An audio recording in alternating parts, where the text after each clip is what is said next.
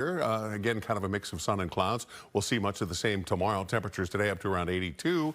82 degrees on your Saturday. A minuscule chance of any rainfall. We stay dry the rest of the weekend. 74 degrees on Sunday. And then look at this. Sunday, Monday, Tuesday, Wednesday, all sunny with all in the 70s. I want to know more about that sheep on the loose. Perfecto. Nice weather there. Thank you, Mark. And that's all for Fox 32 News at noon. Be sure to stay in for Fox 32 News at 4, 5, and at 9. And have a great afternoon.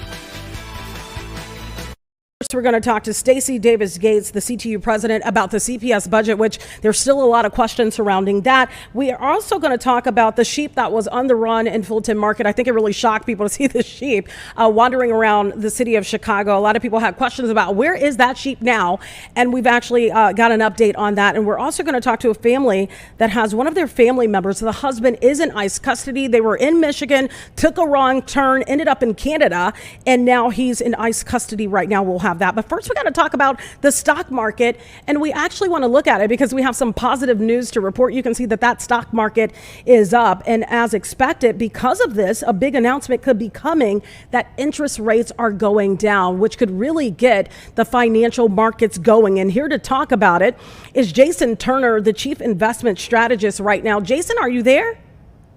I'm here. Thank you.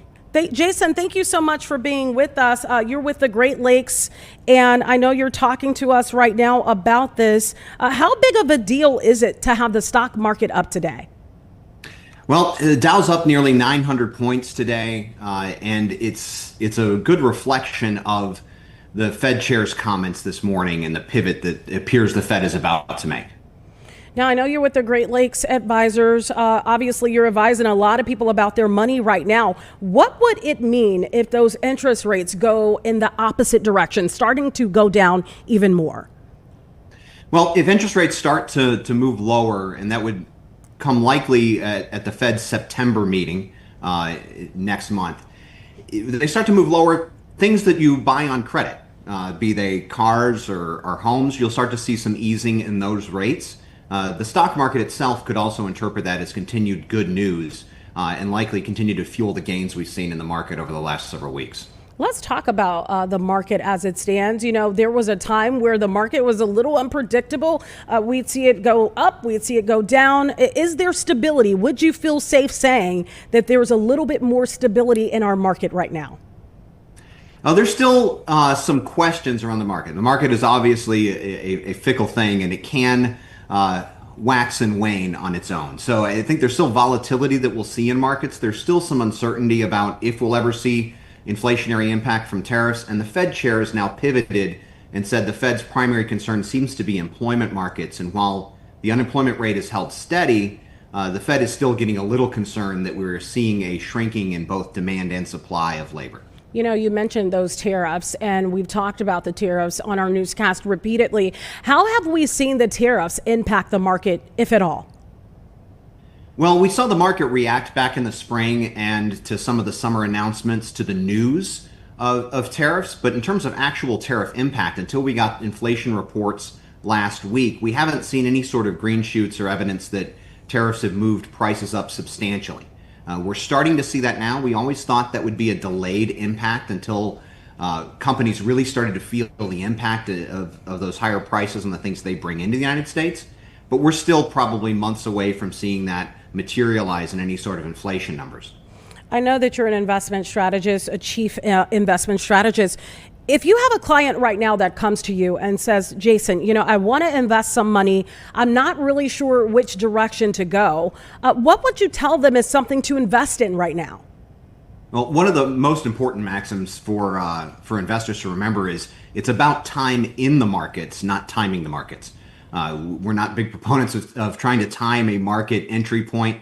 You want to be in the market. As you can see by moves like today, the market can go up significantly, and you don't want to miss those big up days. So getting invested is key, and getting invested in a diversified portfolio. As I mentioned, there's volatility still out there. There's still uncertainty about how the market might react if we see some high inflation numbers, or if we see the unemployment rate start moving up significantly, or the Fed surprises us and doesn't do anything in September.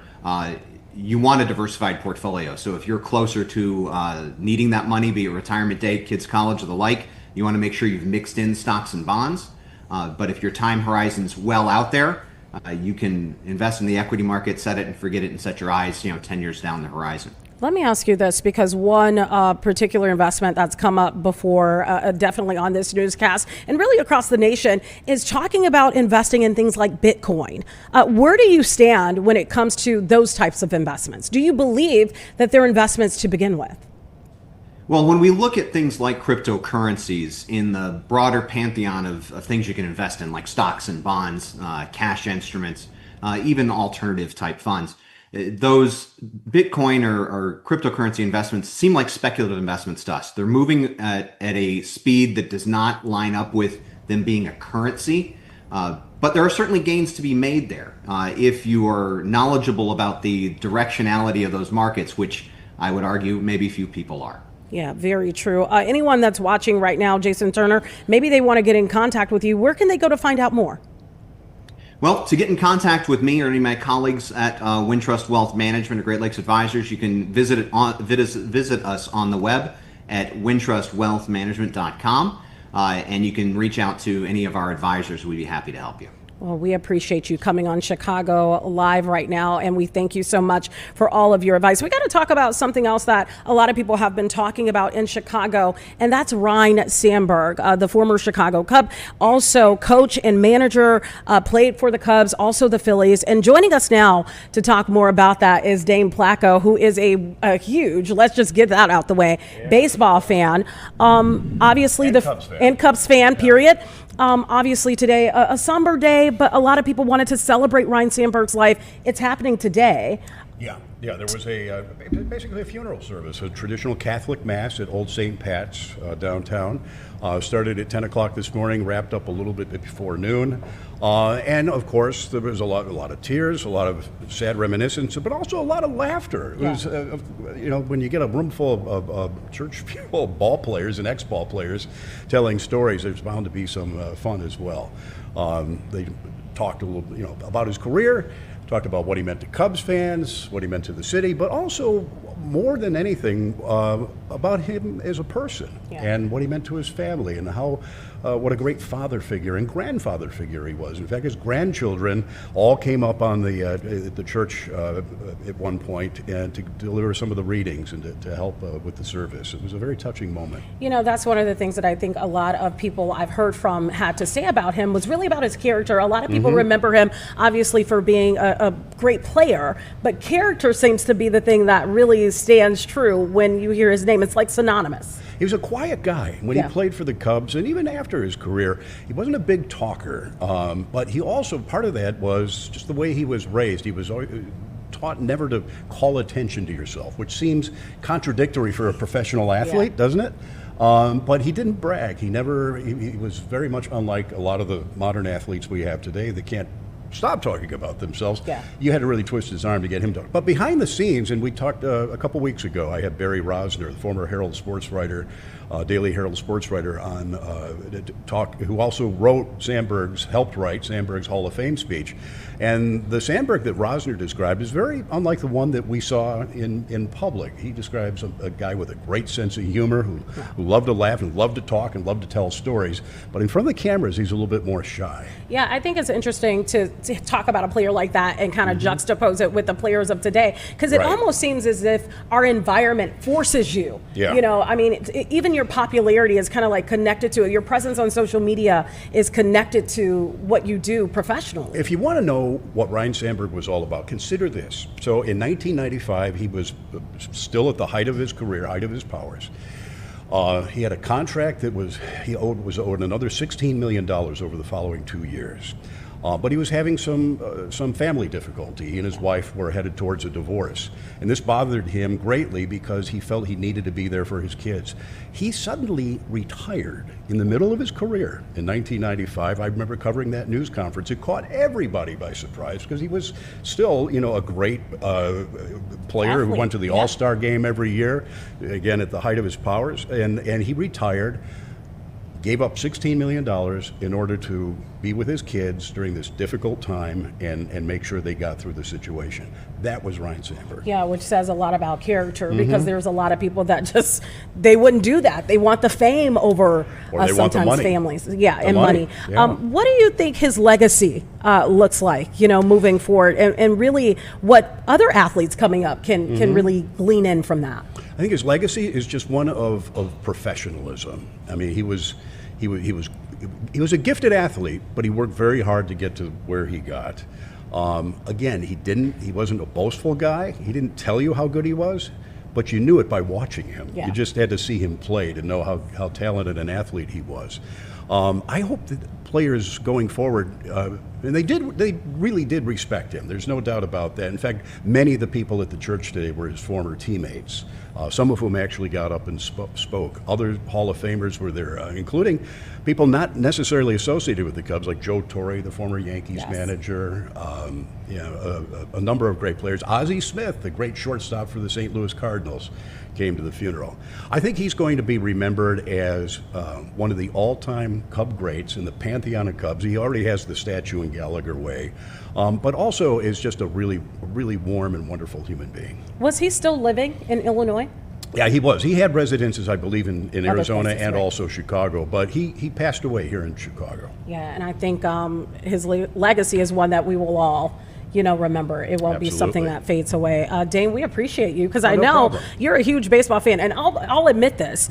I watched baseball only because my mother is a huge baseball fan, and it had me at sometimes not always loving baseball because we had one huge TV in our house that was, and I'd have to share it with baseball. It's a generational thing. It really is. It is. My mom was a Cubs fan, so I became a Cubs fan. My daughters are now Cubs fans, even though they like different teams in other sports. Right. It's always, that's the great thing about baseball. It's always on in the summer. I mean, it's a daily sport. Whether it's on the TV or in the radio in the garage, you're always kind of around it. Yeah. And it's habit for me. At least it has been for me. Yeah, and you can literally listen to it or watch it for hours because you could just jump from one game to the next. It's literally an all day. It could be. I was at the Cubs game yesterday. That's why I'm as pink as I am right now. It was You a were little in some sunny out sunshine. there. Yeah. But it's baseball and Chicago are simply intertwined. Okay. All right. Well, we appreciate you, Dane, coming on and talking about Ryne Sandberg.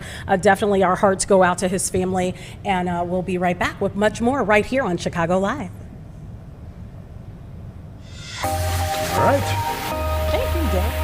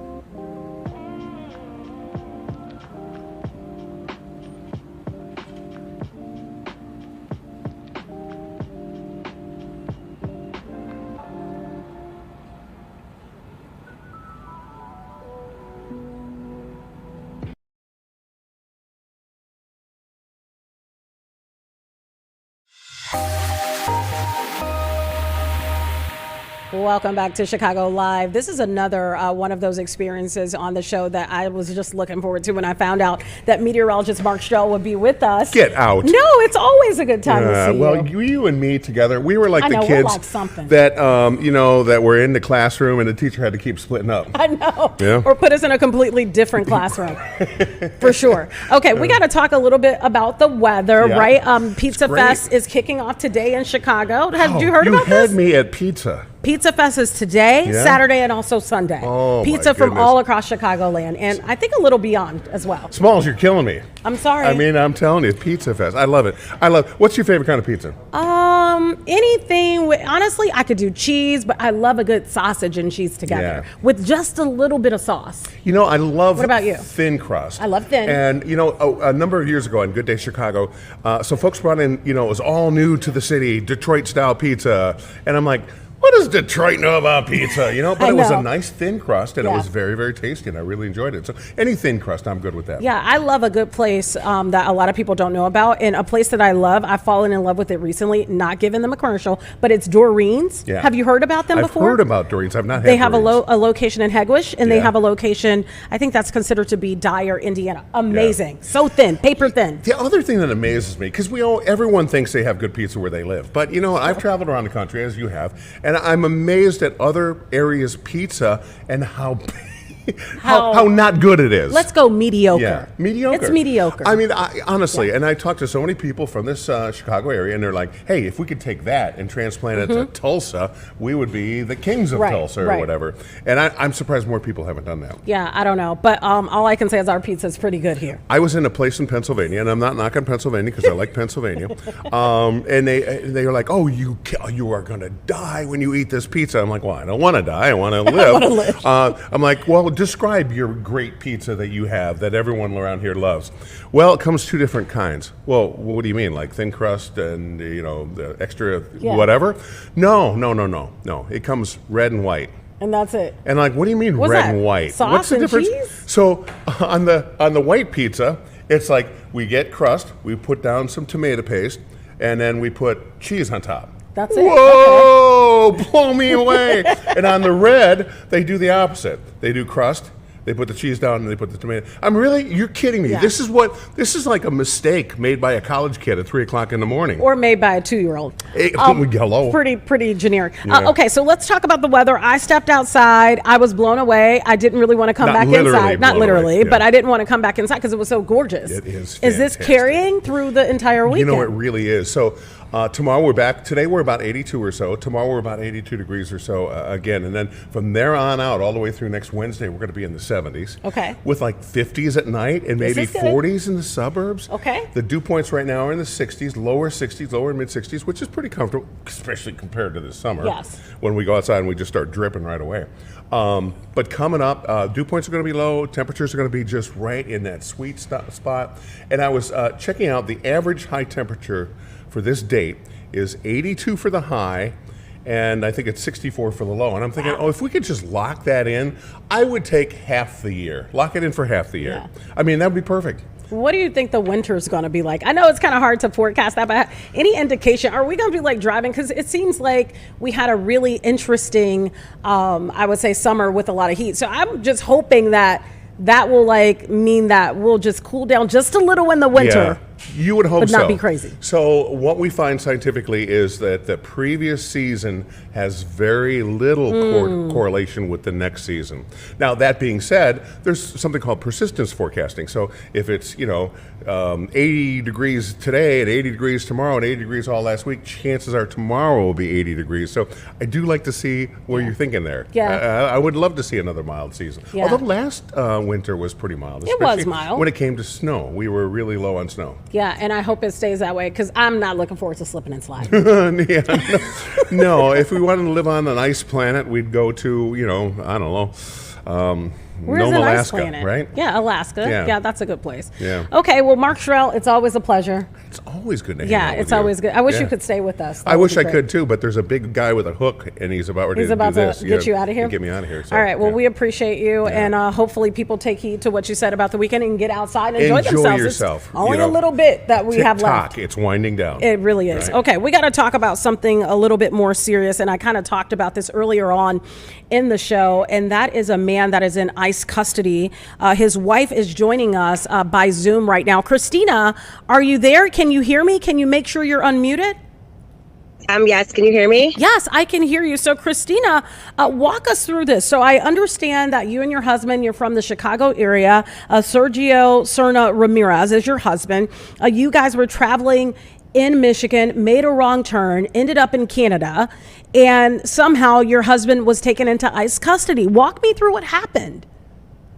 Yeah, unfortunately, this is something that has a very, very, very tragic event in my entire life. Unfortunately, we were going to go and check on some jobs that we have, and unfortunately, we did a wrong turn. We were right there going into Detroit, and that particular day, they had a racing event, so they had all the streets blocked off.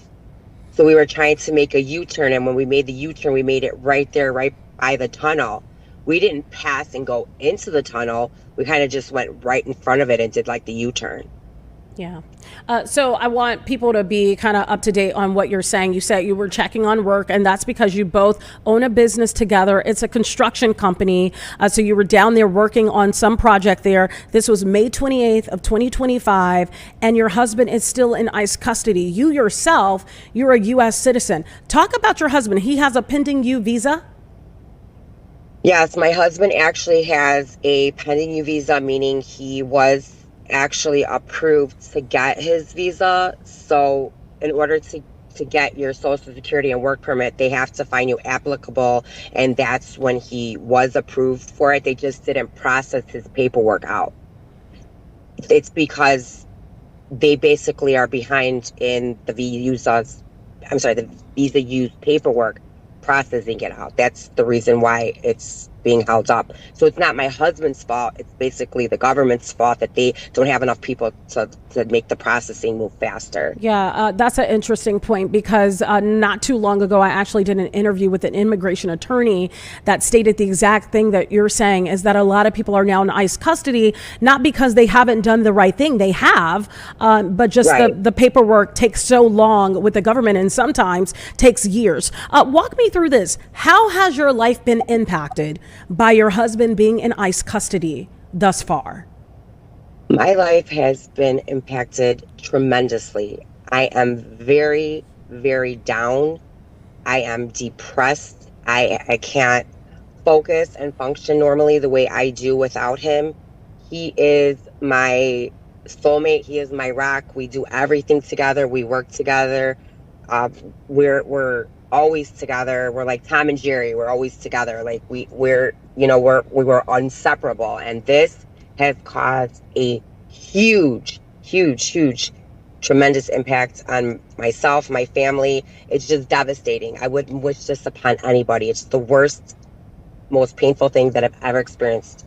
I want to read this line, Christina. I didn't mean to interrupt you there, but I think it's important that our viewers understand this. Sergio, which is your husband, has a U visa application that has been pending for 7 years. That's the timeline that we're seeing across the nation, and already possesses work authorization and a social security number, and is eligible for permanent residency through the U.S. citizen, which is you, his wife. Have you had a chance to talk to your husband, who is in ICE custody? And if so, what is he saying?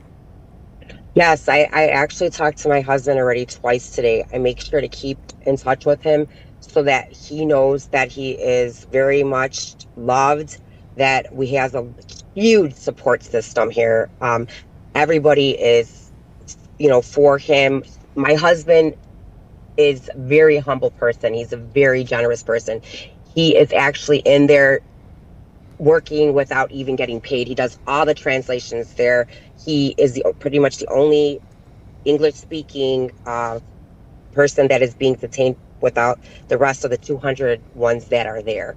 He also translates for their church service. He always gives a helping hand. He helps clean. he's actually making that detention center a better place. My husband's just that type of person. Anywhere he goes, he brings happiness, he brings joy to people, and he always thinks about others instead of himself. Christina, we've heard that some people that are in ICE custody have complained and said that they have not received due process. Do you know when your husband will go before a judge? Does he have an attorney? Have you heard anything about the actual proceedings of where this could possibly go? Yes, my husband's attorney our attorney, he is actually on the call, I believe, with us. He, if you want to cue him in, his name is Andres. He's on the line too, I believe. Okay, let's talk to him. Hi, attorney. How are you? If you can unmute for us, it would be great to be able to speak with you as well. We've seen this happen across the country. We've heard these reports from people saying the exact thing that Christina is saying, that they were in process, doing the right thing to get some form of U.S. citizenship. What is the process now in terms of Sergio? What happens next? And do you feel like he has received due process? Yes, good afternoon. Thank you for having me. So essentially, my client, Sergio, he, as Christina explained, because of his pending U visa, he has been granted something that's called deferred action, which is essentially a protection against deportation. So USCIS, the administrative agency that essentially reviews the U visas, has said, this is something to protect you against deportation. He received that last year, and essentially the government is now more or less backtracking on that protection that they have given him. We've been in courts. DHS is now arguing that immigration judges do not have jurisdiction to grant bond. That is something that is a complete 180 from 30 years of immigration law that essentially allows for people to be granted bond. And because there are so many people in this similar situation that they're applying for something that takes years for different reasons, that essentially allows them to be able to stay here, to docket the case in a way that allows them to remain with their families. Things like parole, administrative closure, termination. These are all different mechanisms that are in the law books, that are in the regulations, that allow for a person to essentially be released from custody, to stay with their family. And every single one of those has been essentially a closed door for my client. And that is just extremely unjust because of all the equities that he has, because he's been following the rules, because he's been such a great person. And, he was just essentially working. He was with his wife. They were to inspect a job site. And he's just a few years away from being able to get his U visa, and then sometime after that applying for a green card. But in courts, this administration has made it impossible to get due process, to get justice, and we're seeing that everywhere we go. Let me ask you a follow-up question to that, because it kind of sounds like a situation that's in limbo. Christina, it sounds like we'll have a little time here. Like, this may take some time. Is there any indication of how long Sergio Serna Ramirez could be in ICE custody when you compare it to other people, maybe other clients that you have that have been in ICE custody? Sure. So every case is a little bit different, and a lot of it just depends on the different factors and variables in their case. Some people can be in ICE custody for a very short period of time, depending on what they want to do, what different factors are in their case. Some people may be detained for years. Yeah, that's something that the length of detention is something that is detrimental to so many people, and we're seeing that here with Sergio. Christina, before we let you go, I do want you to have the opportunity very quickly to just, what would you like to say to anyone that could potentially see this, that could make the difference in your husband's life? Basically, what I'm asking for, and I'm really begging and pleading that Euro and ICE will let my husband go. He is an excellent man. He's a man of faith. He has his visa U. They just need to get out his paperwork. He has his work permit. He has his Social Security. He needs to come back and deserves a chance to be back home with us. We love him. We want him home. I believe we have a petition going with 600 signatures that we got. And I was with the attorneys and with the Blessed Resurrection Project. They're very beautiful and blessed and humble people. It's a reach out to help us and be there for us at such a tragic time. They came together with us at the in Pilsen at a church at 22nd and Damon with Reverend Emma Lozano and my mother, Dahlia Radecki, which is a retired public school teacher for 35 years. Everybody was there. We had people from the Senate. I've also had Durbin's office reach out to ICE to help them to try to push it to get Sergio out. Senator Duckworth. Everybody's trying their best to try to get so we can get parole for him.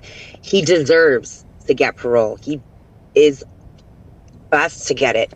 There's no reason why they should still be keeping him. We also had UCLA out there with civil rights. We have a lot of people on our team, a lot of political and government connections. Okay. All I'm asking for is that if ICE is listening, I just ask them if they could please release my husband. He did not want to cross over to the other country. He's a great man. He deserves to be with us. He deserves to be able to work, to go to church with us, and just to live his life in peace. Well, Christina, and that is all that I'm asking for. Well, Christina, we appreciate both of you joining our broadcast and being able to air out, everything that has transpired. And of course, we look forward to an update and touching base with you again. Thank you so much for joining us on Chicago Live. Thank you so much. Thank you. All right. Thank you. And anyone watching right now, stay with us. We are looking forward to talking with the CTU President, Stacey Davis Gates. We'll have her right after this break. We'll be right back.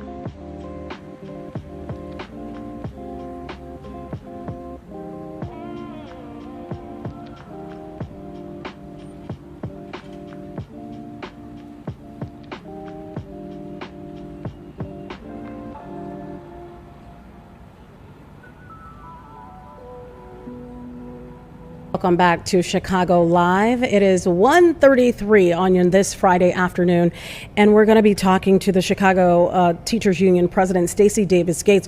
Already reached history in terms of coming up with a budget for the teachers, but now there needs to be a budget approved for the Chicago public schools. That was a look at the market, and we're going to talk about that as well a little later in our newscast. You can see the market continues to be up, and you heard from stock market advisor there, Jason Turner, who was talking talking about a big announcement that we are expecting those rates, interest rates, to go down. So we'll be watching that. But I do want to talk a little bit about an important issue. It seems like around this time in August, it always comes up, and we're always talking about the budget for the Chicago public schools. It leaves parents asking a lot of questions, a little uncertain about how the school year is going to run. And do we have Stacy yet? Is she there? Not yet. Okay. And we always hear from parents that are a little worried about how the school year is going to go. So we want to sort out, really what is going on with the Chicago Public Schools budget.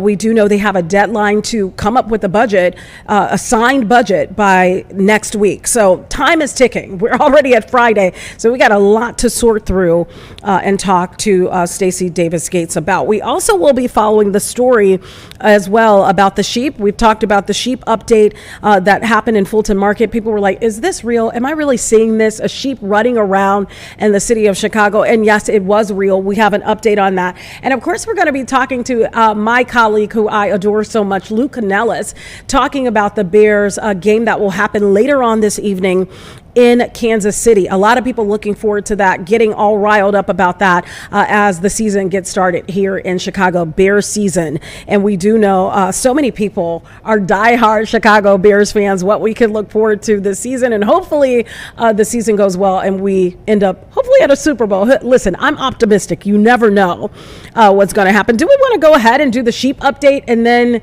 we can try to get back to Stacy? So let's talk about the sheep.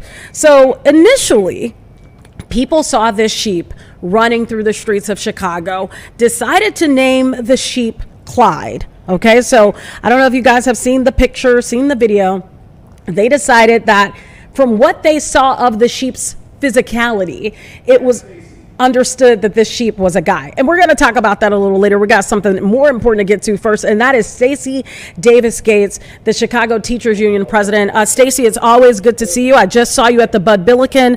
It's good to talk to you about such an important issue. Where are we right now with this CPS budget? Where are we?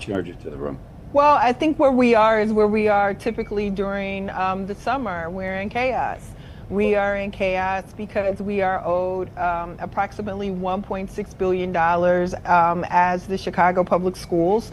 So it means that young people who are in our school communities now are struggling to get ends to meet. And what does that mean? It means that children who are losing SNAP benefits are also losing their hot lunch. Children who had crossing guards to help them across busy streets no longer have that.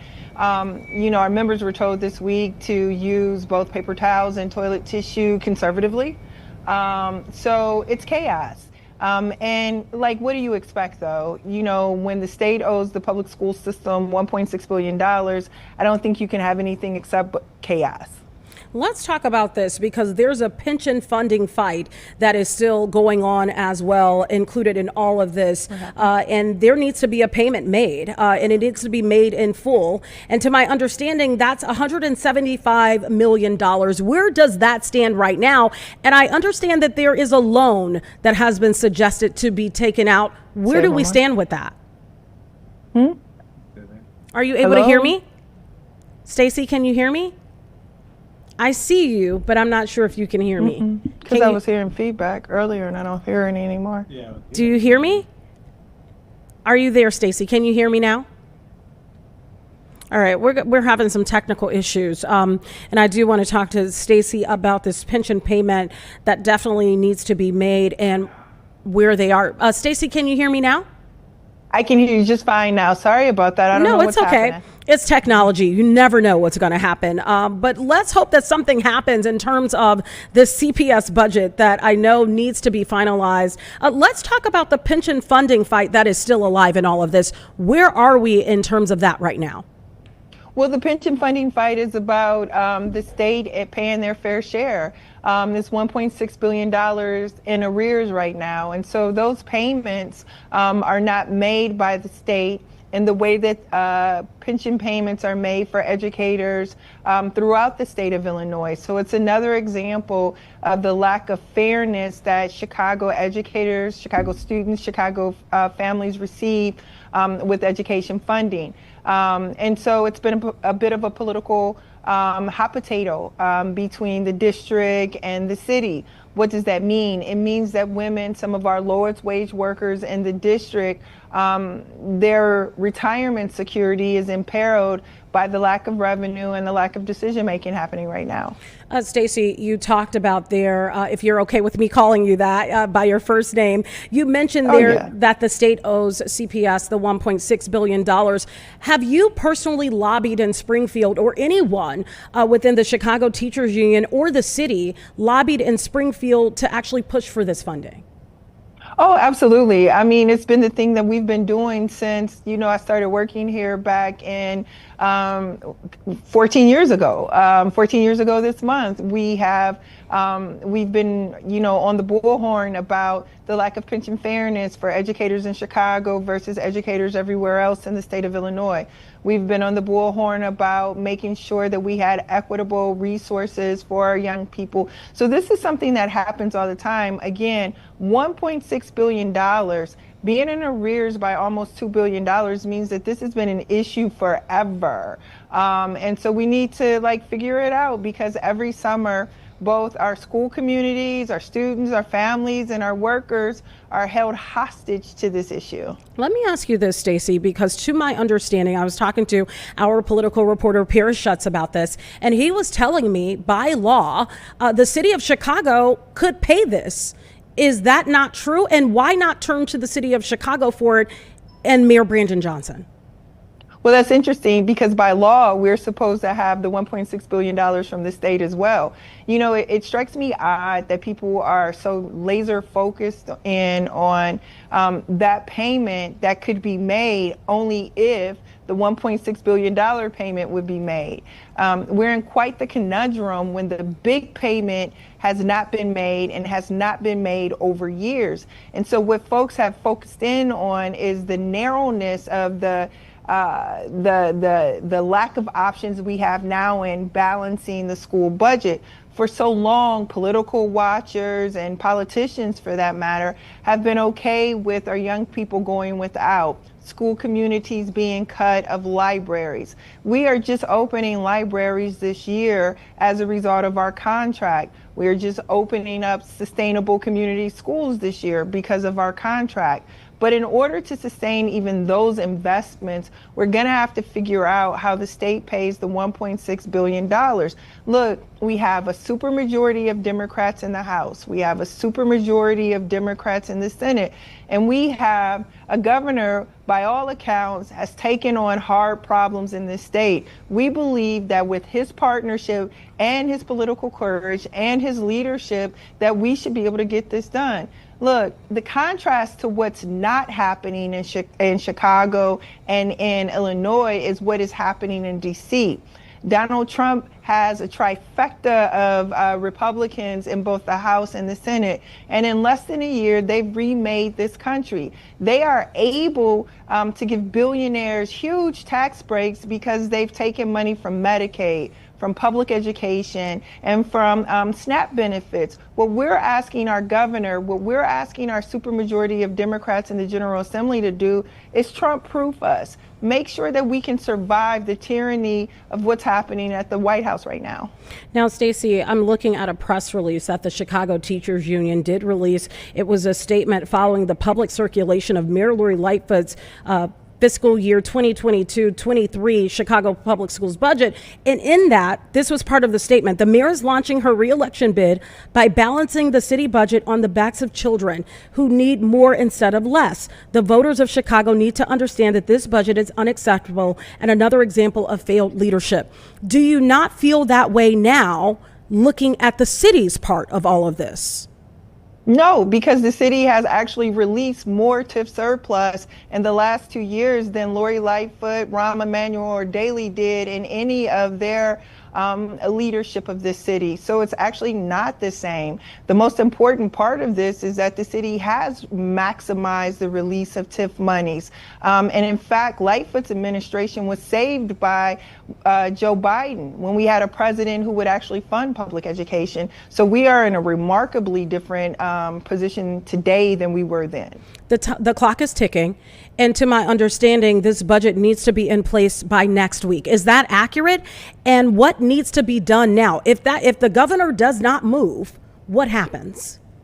Well, how is it possible that the governor of this great state, our billionaire governor, who has led us through both COVID, who has led us through a George Floyd summer, how is it that he can tell public school students no throughout the state of Illinois?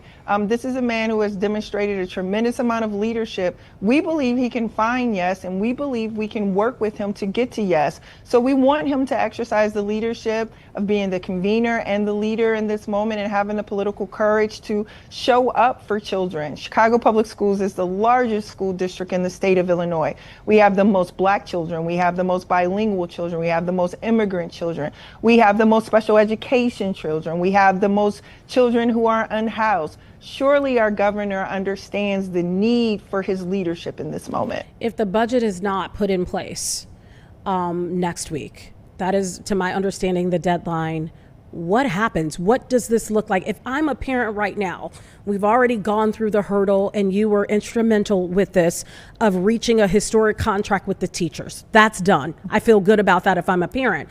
But right now, if I'm a parent within the Chicago Public Schools, I'm uncertain about what is going to happen. What will this look like? Well, it looks like it looks now. It looks like we don't have transportation to get our special education students from home to their school community. It looks like we don't have special education assistants to help educate those students, which means that they won't receive their minutes. It means that children won't receive hot food for lunch. That's what it means. It means that after school programming will be ameliorated. I think all of those options pale in comparison to the decision that our governor and our General Assembly can make in this moment to show up for those young people, both here in Chicago and across the state. If you add up what is owed to CPS and what is owed to Rockford schools and what is owed to Elgin schools, that's a $2 billion bill. So we're not the only school district experiencing this crisis. Let me ask you this, a loan for this money. Do you agree with the possibility or potential of getting a loan for this money? Why or why not? Well, look, I just ran off all of the things that are going to be codified if the state doesn't show up.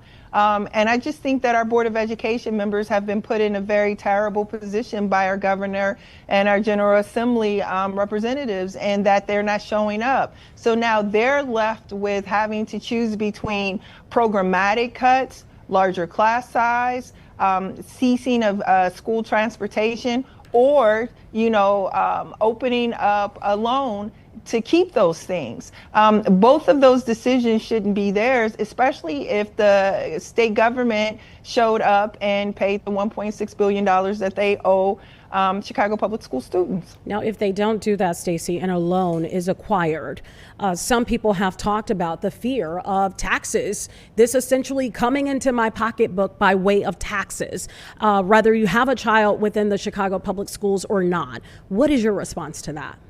My response is that, regular people in Chicago, regular people in Illinois have been holding up the city and the state for a long time.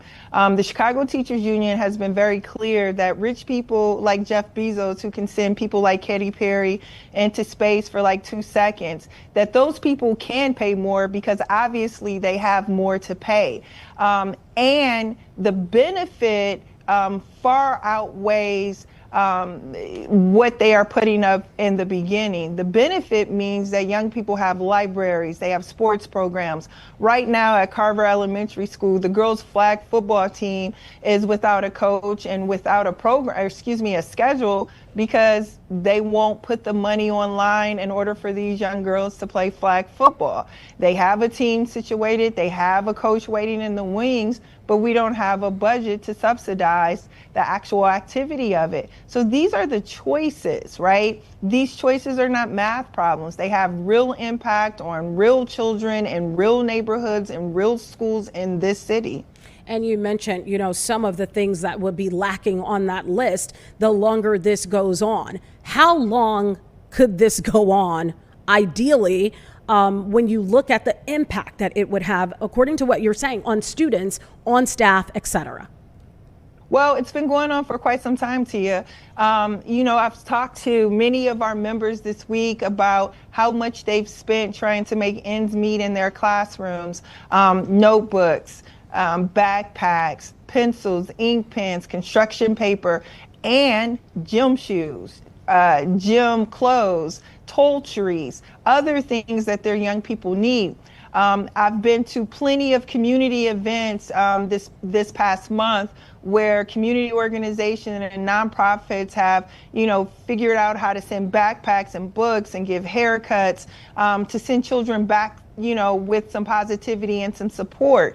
We've seen parents get second jobs over the summer to subsidize another vehicle in the family so they can get their children back and forth to school, because the district isn't doing that anymore. It feels like everyone's figuring out how to make ends meet, how to work together. And what we keep hearing from our elected officials who are empowered to make decisions to help us, to protect us, and to make sure that we have opportunity, they're telling us what they can't do. I think there's something wrong with that equation. We're supposed to all push in the same direction. What would you like to tell a parent that may be watching this right now and they're uncertain about how this will affect their child in the long run and in the short run? What would you say to them?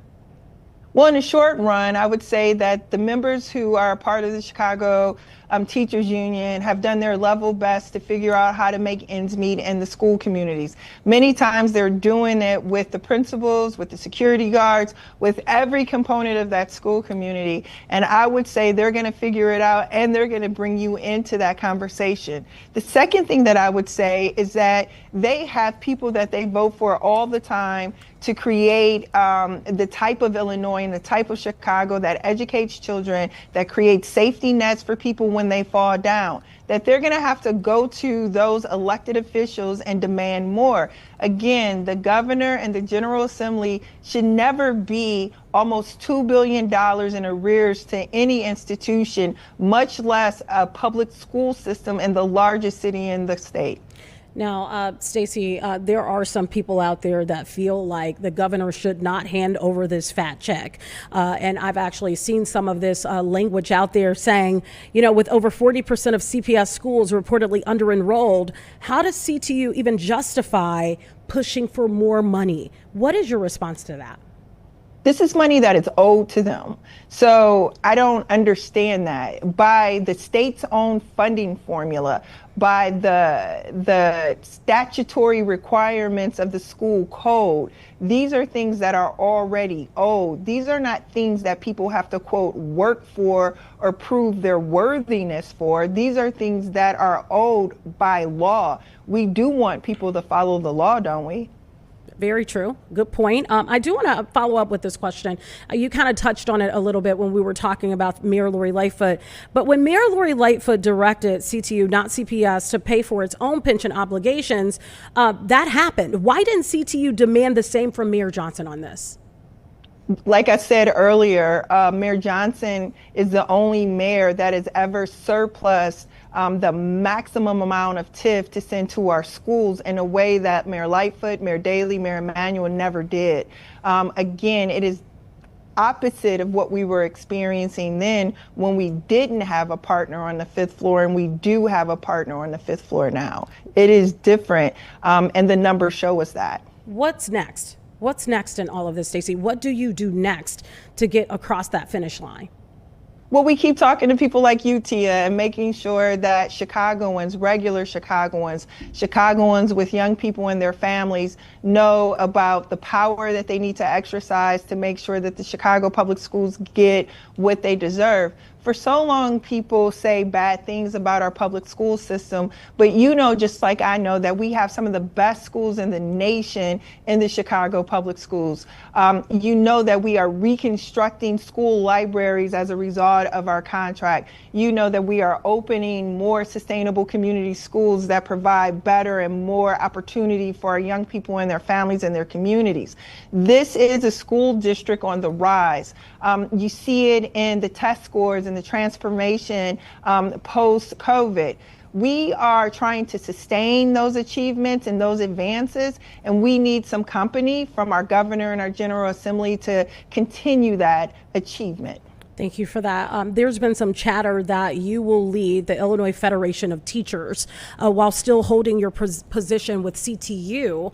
Is that true? Is there any comment you can make on that? No, there's no comment I can make on that. I am the president of one of the greatest unions in the entire world, a union that anchors itself in common good bargaining, a union that fights the power for young people, and a union that will always stand 10 toes down for every young person in this city. Last words that you would like to share with our viewers, especially parents that may be watching right now. Well, listen, we need teammates on this. This is the biggest game that we have to play right now. Donald Trump is dismantling public education by dismantling the Department of Education. We need courageous leadership and solidarity and coalition work to sustain public education. It is a necessity to keep a democracy. And so what I would tell our parents in Illinois, and especially in Chicago, is to demand more of our elected officials in this moment, because we need it. We need to protect our children, we need to protect their classrooms, and we need to protect our country. And the people we elect should be locked arm in arm with us to do that. Stacey Davis Gates, it's always a pleasure. Thank you so much for joining us today on Chicago Live. And I'm sure this won't be the end. We'll be talking to you further. Hopefully not about this issue. Hopefully this gets resolved, but I'm sure we'll be talking about other things in the future. Thank you so much. Thank you. You all have a great weekend. All right, you do the same. And of course, we are hoping to get the Chicago Public Schools reaction to all of this. We're hoping to get them on Chicago Live as well, as this is an issue that we will continue to dig deeper on. Thank you so much for joining us on Chicago Live. We have much more right after this break. We'll be right back.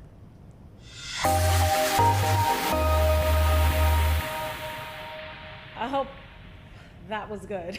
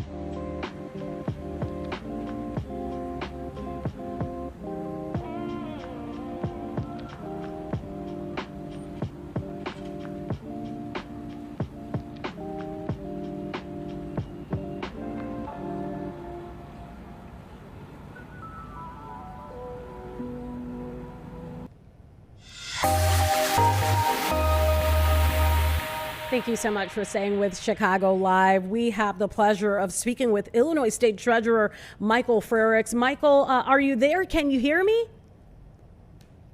Here, but someone has dismantled my video. Okay, we're going to try to get you back there. I know that you have been on a mission, I would say, to make sure that these Purple Hearts, the Bronze Stars, have been restored back to families across the state of Illinois. And you've done that yet again with another family, this time in Marion, Illinois. And I want to talk to you about it. Walk us through, if you're there, if you can hear me, walk us through the process of all of this. How do you go through this to actually find the family members? Here, I think someone's asked me to restart my video. There we go. Okay. Yeah, when I came into office, I discovered that we had a lot of unclaimed property, and some of this were military medals. We had them displayed in a case, and I wanted to look at them and ask, why don't we return them to their owners? We had to turn my staff into detectives to go out and track down these owners. And yesterday, we were able to return our 16th Purple Heart to someone in Illinois. It was a great ceremony. So let's walk through this. These medals are out there. How do they even get on us in an environment where they're not with the family to begin with? Yeah, so these are very important to the people who earn them. I mean, they have to be earned. You can't buy this valor. You can't purchase this glory. And so they mean a lot to people, and they frequently worry about them being stolen or being burnt in a home fire or something of the sort, and so they leave them in bank safe deposit boxes. But too often, the owners don't tell their family about them, and when they pass away, they're not claimed. And they get turned over to my office. It's my job to track down the rightful owners. So let's talk about, in this particular case, this was Army Private Stephen Grabowski's family that received this. Walk us through, the process of tracking that family down and who actually received these medals that were definitely well-deserved. Yeah, Private Grabowski was injured about 3 weeks before the end of VE Day. A grenade was thrown over his bunker, collapsed the ceiling. He was left paralyzed. He spent much of his life in Hines VA hospital. So he didn't have children as a result of that, but they're passed down to family members, and we were able to track down his grandniece, who met me yesterday in Marion, Illinois, to return the Purple Heart. I like to tell people these Purple Hearts do not belong in a cold vault. They belong in the warm embrace of family, and we were able to make that ceremony happen yesterday at a ceremony outside of VFW. How many of these medals to date have you been able to make sure are returned to families? We've turned 16 so far and have 16 wonderful stories, either returning to the recipient or their loved ones. But our job isn't over. We started a few years ago OperationPurpleHeart.org to encourage people to help us track down these Purple Hearts. It is not easy because there's no name engraved on them. We don't know what theater of conflict they were earned in. A Purple Heart is a Purple Heart is a Purple Heart. We still have 7 more to go, so our mission is not complete. We're not stopping until we do. If people would like to help us return a few more, then go to IllinoisTreasurer.gov or they go to OperationPurpleHeart.org and see if they know anything about the Purple Hearts in our control right now. We'd love to return more. Have you had a situation where someone came to you, they knew that the Purple Heart was out there, and you were able to track it down that way? It's difficult that way. I mean, Okay. Purple Hearts get lost a lot of different ways. If they get lost in a bank safe deposit box, it likely comes to us. But if someone lost it, they gave it to a relative who just left it in a different room or a shoebox, we can't help them out there. But they've been some great ceremonies. Files in the Epstein sex trafficking investigation, part of a probe that some legislators believe may show connections to President Trump and ex-top officials. Now, according to the Associated Press, the House Oversight Panel separately issued subpoenas to 8 former law enforcement leaders and former Democratic President Bill Clinton and former Secretary of State Hillary Clinton. As we are learning this news here, I did want to share this post from X from Representative James Comer, as he's saying the Trump Department of Justice has just delivered thousands of pages of Epstein-related documents to the Oversight Committee. The Trump DOJ is moving at a pace far faster than anything ever produced by the Biden DOJ. The House Oversight Committee issued subpoenas for all documents and communications from the case files of Jeffrey Epstein and his former girlfriend, Ghislaine Maxwell. The committee also wanted records about communications between President Joe Biden's administration and the Justice Department regarding Epstein, and documents related to an earlier federal probe into Epstein in Florida that resulted in a non-prosecution agreement. The House Oversight Panel also issued subpoenas to 8 former law enforcement leaders, as I said there a little bit earlier. So once again, we are following this breaking news here as we are just bringing this to you, coming into our newsroom. Preliminary information here that today the Justice Department released transcripts of interviews that its #2 official did with Jeffrey Epstein's former girlfriend. And as we can see here from this post on X from Representative James Comer, he is confirming here that the Trump Department of Justice has delivered thousands of pages of Epstein-related documents to the Oversight Committee. So we are just getting this in here on Live Now from Fox as breaking news. We did want to bring it to you. It is 3:19 on the East Coast, 12:19 on the West Coast. We do have some more stories that we did want to bring you here on Live Now from Fox. So we're going to head away for a break, and we'll be right back.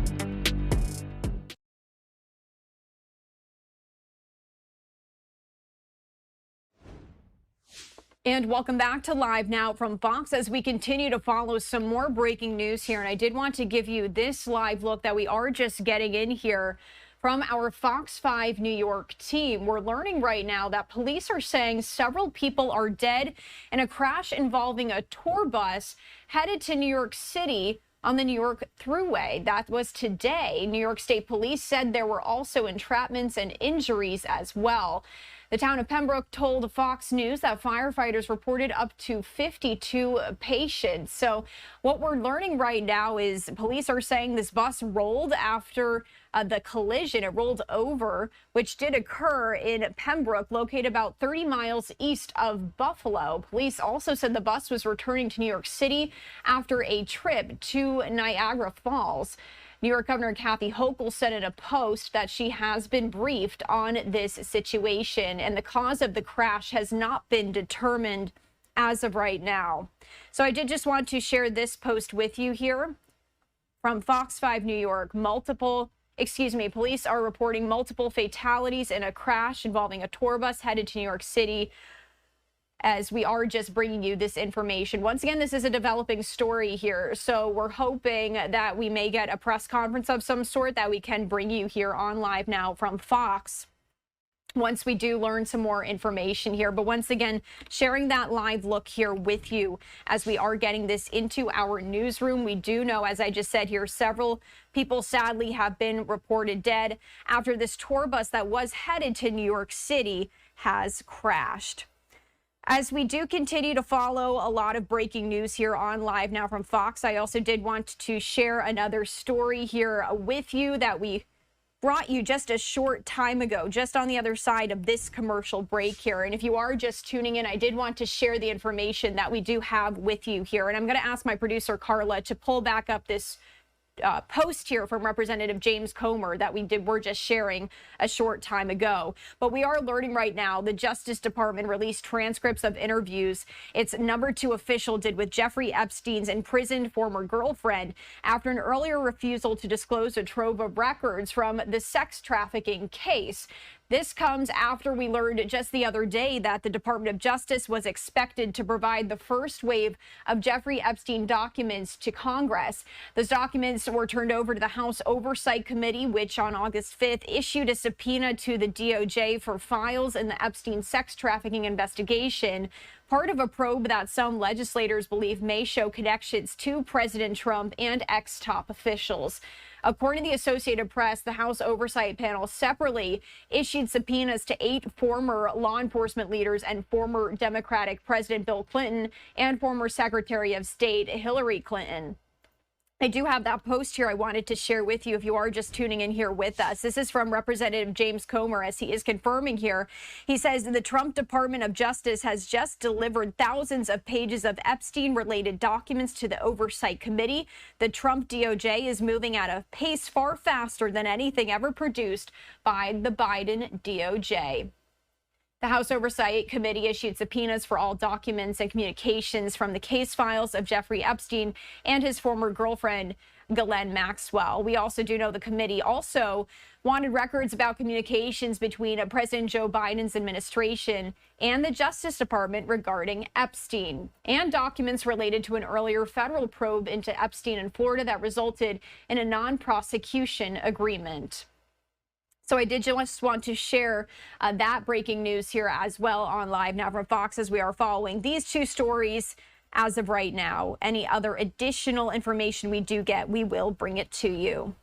What I did want to do right now is sneak away for our 3rd break, because we do have some press conferences that we did want to play out for you here on Live Now from Fox. That's coming up.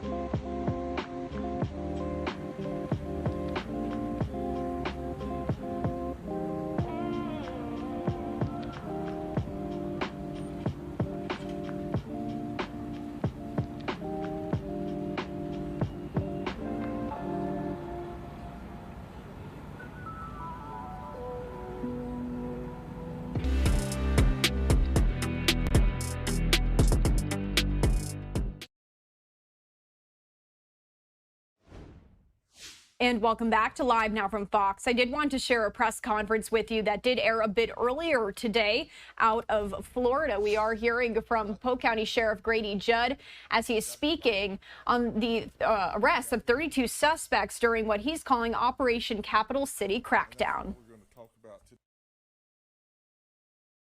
press conference of a grand jury indictment for first-degree murder because this team, these sold the drugs that killed a 65-year-old lady.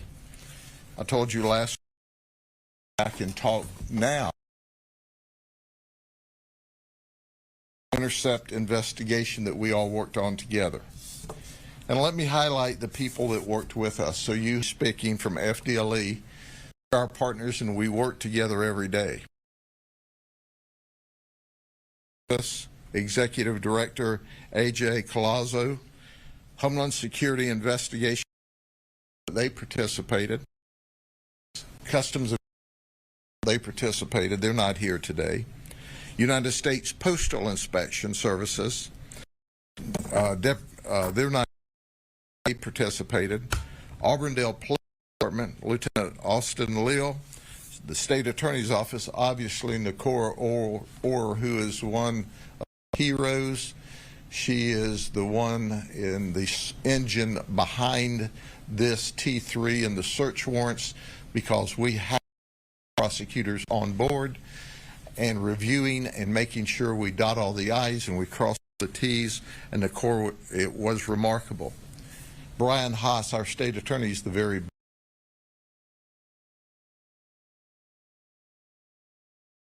comes today.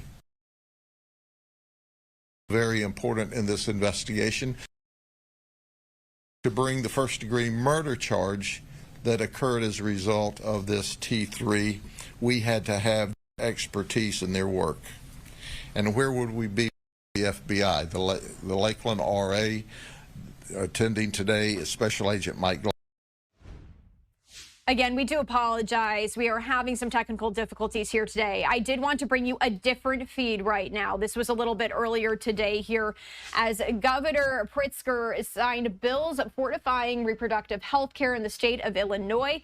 Let's listen in here. I'll put up some other boxes for you so you can keep an eye on other top stories.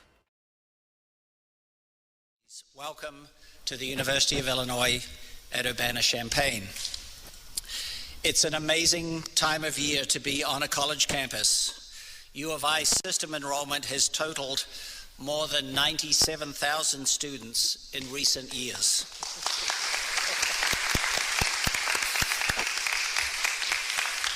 For this fall, we will know our final system enrollment numbers in just a few weeks.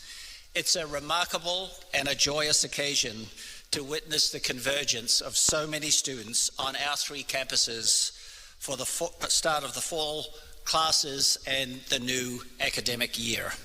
And here in Urbana, there's an arena full of new students gathered for convocation today. It's an exciting time indeed. At this time, it is my pleasure to introduce our special guest, Governor J.B. Pritzker. Welcome, Governor.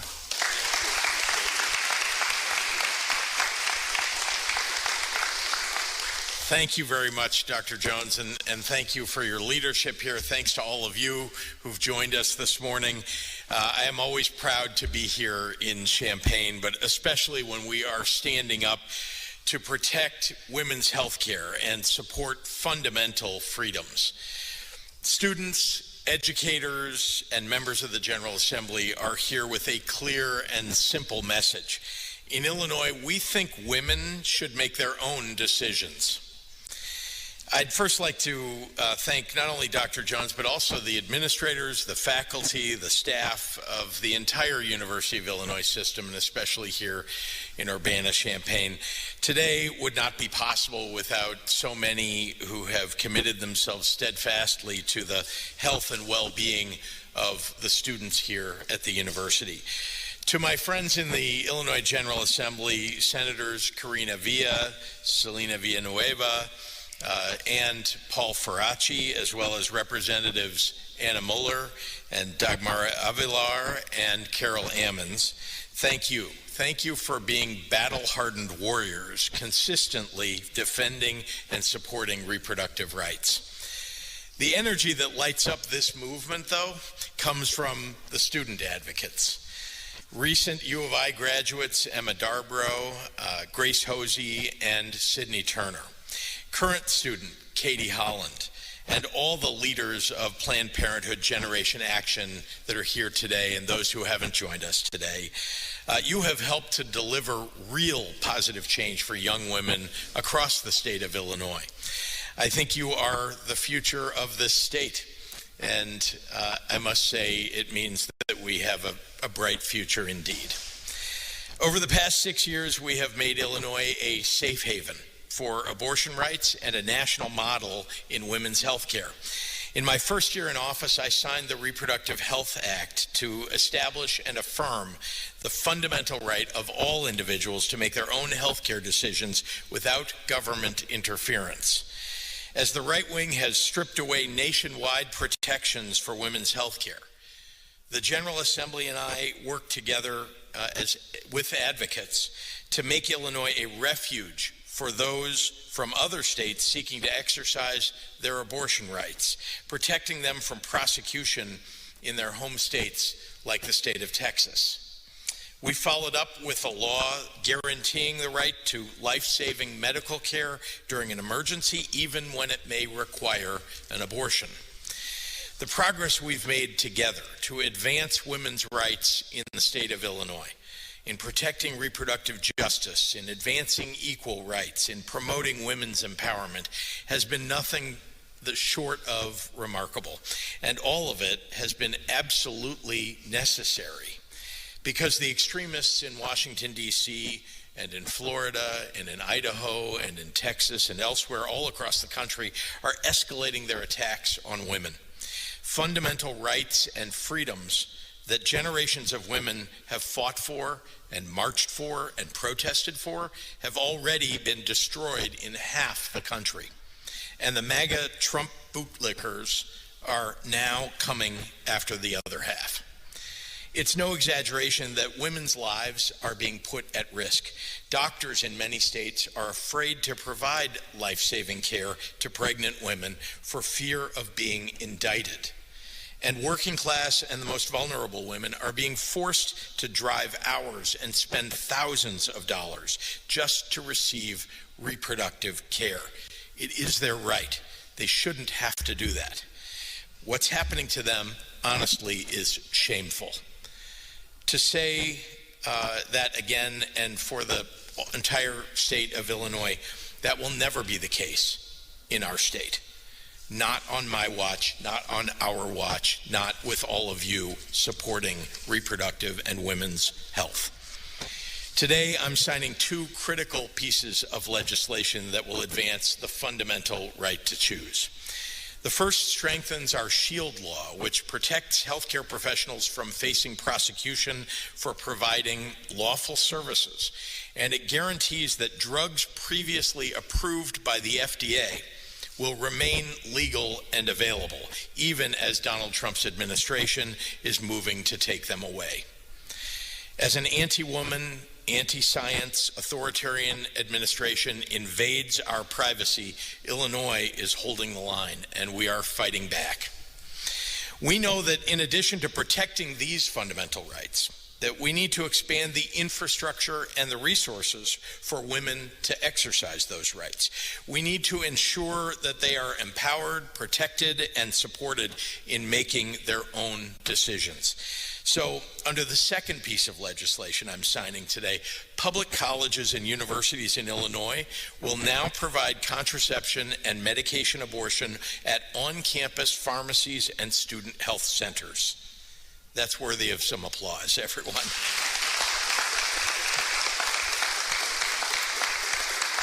So these services will now become more easily available from a source that young women can trust. 6 years ago, I made a promise to the women of the state. As governor, I will ensure that your medical decisions will be your own. And we elected a General Assembly that has helped to champion that endeavor. Indeed, they have led. Today is another step forward in fulfilling that promise. So I'm proud to be taking these steps, but I also want you to know that I will not rest on just these, because we know that the anti-choice extremists, they won't rest either. We will continue to activate and to protest and to march and deliver until every woman in this state gets the health care that she deserves. So with that, I am very pleased to invite to the podium truly a passionate leader in that cause, Senator Karina Villa. Senator.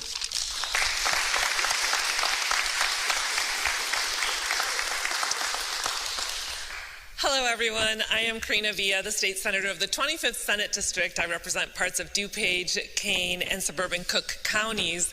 But as you see, we have a beautiful delegation here from across the state of Illinois because this is an issue that's important to all of us across the state.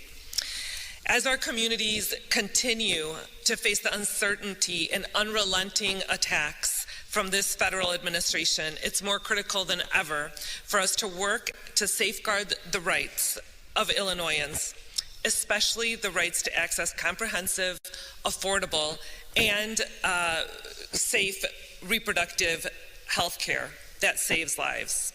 We are committed to doing this while people that are right now currently facing pregnancy against their will, facing difficult pregnancies and facing very emotional times in their lives in Texas are literally dying from access to the care that they need. In light of this federal administration's funding cuts for organizations that provide reproductive services and dangerous suggestions to revoke FDA approvals of medication, which have long been recognized as safe and essential, here in Illinois, we must be proactive in defending reproductive care in our state to ensure that people receive the care that they need without repercussions.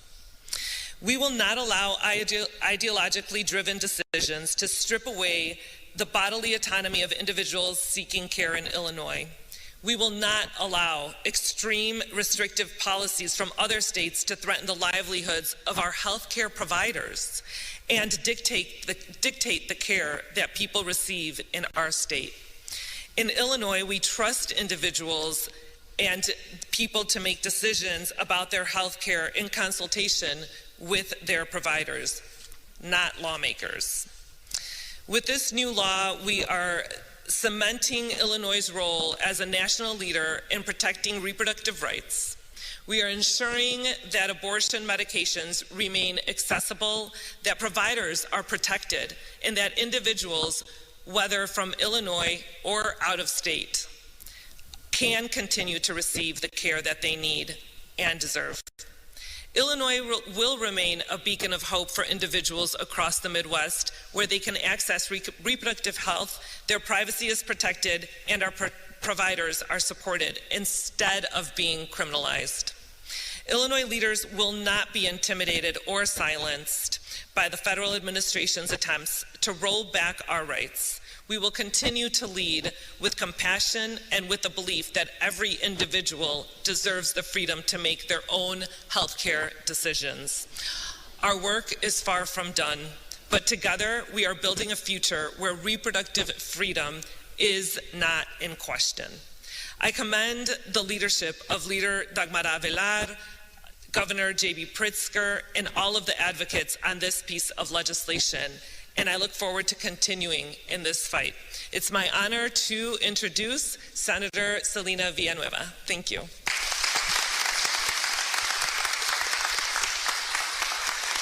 Good morning, everyone. I have to take a moment to really honor the fact that we're at the University of Illinois at Urbana-Champaign and what that means for these bills, but also what that means for me personally, and how it's such an honor to be here with student leaders that have done incredible work, and young professionals, because I know several of you have officially graduated now and are going on and literally moving. Some are moving tomorrow and flying back to their new home base. I was a student here many moons ago compared to some of you in the room, and this is the place where I found my voice. This was the place where I found my community of people that shared my values and my beliefs, that we could be building a better future together. This was a place where I dealt with some of the hardest struggles, but also learned some of the greatest lessons that I was ever going to learn.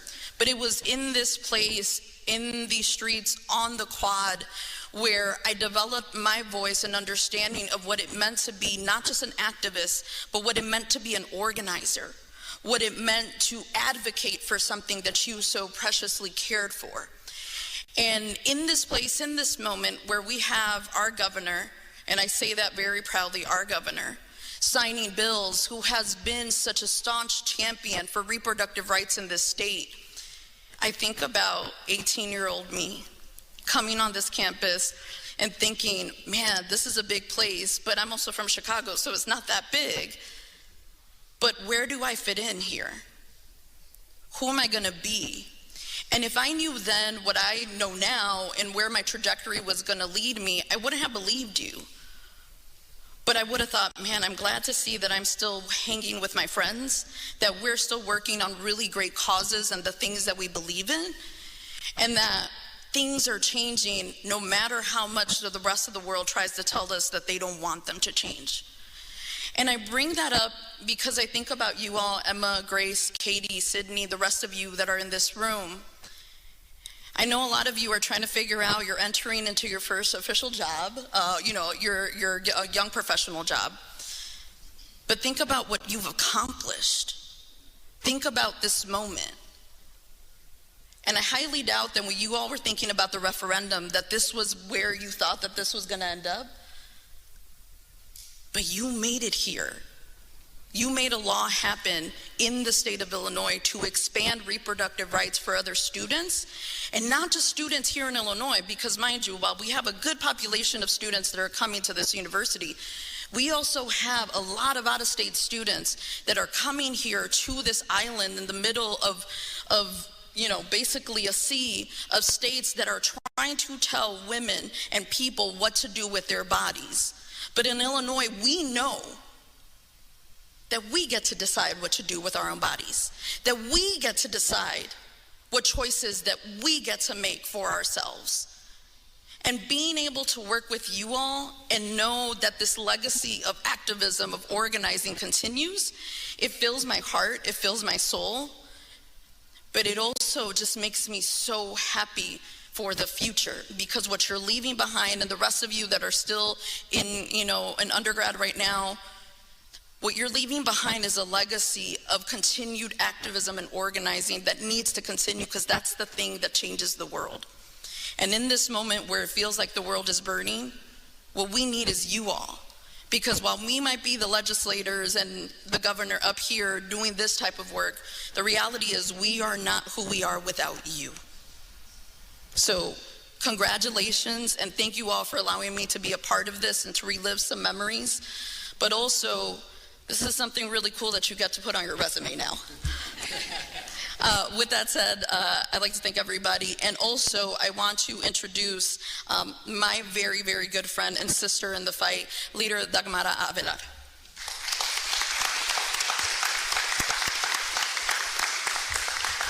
Good morning, everybody. And talk about building memories. I know that for Senator Villanueva, I always, when we talk about UIC, she has UFI, she has very fond memories. I have a fond memory of this very same room.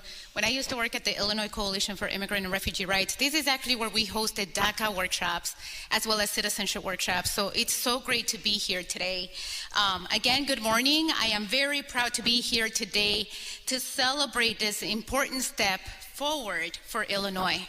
With these new laws, our state makes it clear that women have the right to safe, effective reproductive care, and doctors will be protected when they deliver it. At a time when reproductive rights are being rolled back across the country, Illinois is sending a different message. Healthcare decisions don't belong to politicians. They belong solely to women and the doctors we trust. Here in Illinois, not only do we trust women, but we trust those who are our doctors, who are also making sure that at the end of the day, the decisions that we're making are just between a patient and their provider, and that is it. For many of us, medication abortion isn't just one choice. It is our only real option. It's what makes care possible for those who cannot take time off from work, who can't travel hundreds of miles, or who cannot afford to wait. Without the protections we've secured today, doctors would be targeted and patients will be left without care. That will never be acceptable here in Illinois. So today is more than a celebration of a new law, new laws actually. It's proof that Illinois has the courage to protect our rights when they are under attack. Thank you to Governor Pritzker, to my sister in the fight, Karina Villa, who made sure that we got this through the finish line in the Senate. And I want to make sure that when we sign the law today, that we know that this is not the beginning, nor is this the end. We are on an ongoing fight, and there's absolutely no way that we cannot do this without you. So please continue to engage your legislators, continue to get involved in your community organizations, because here's the thing. The fight continues, and we are resilient. Thank you so much. With that being said, sorry. It is my pleasure to also... All right, so we're listening in here to Illinois Governor J.B. Pritzker, as well as other officials, speaking a little bit earlier today on reproductive health care that, once again, as I just said there, did air earlier today, but it had not aired here on Live Now from Fox, and so we did want to share those remarks here with you. We're going to go away for our final break of this hour. We do have more press conferences we do want to share with you, as well as some breaking news.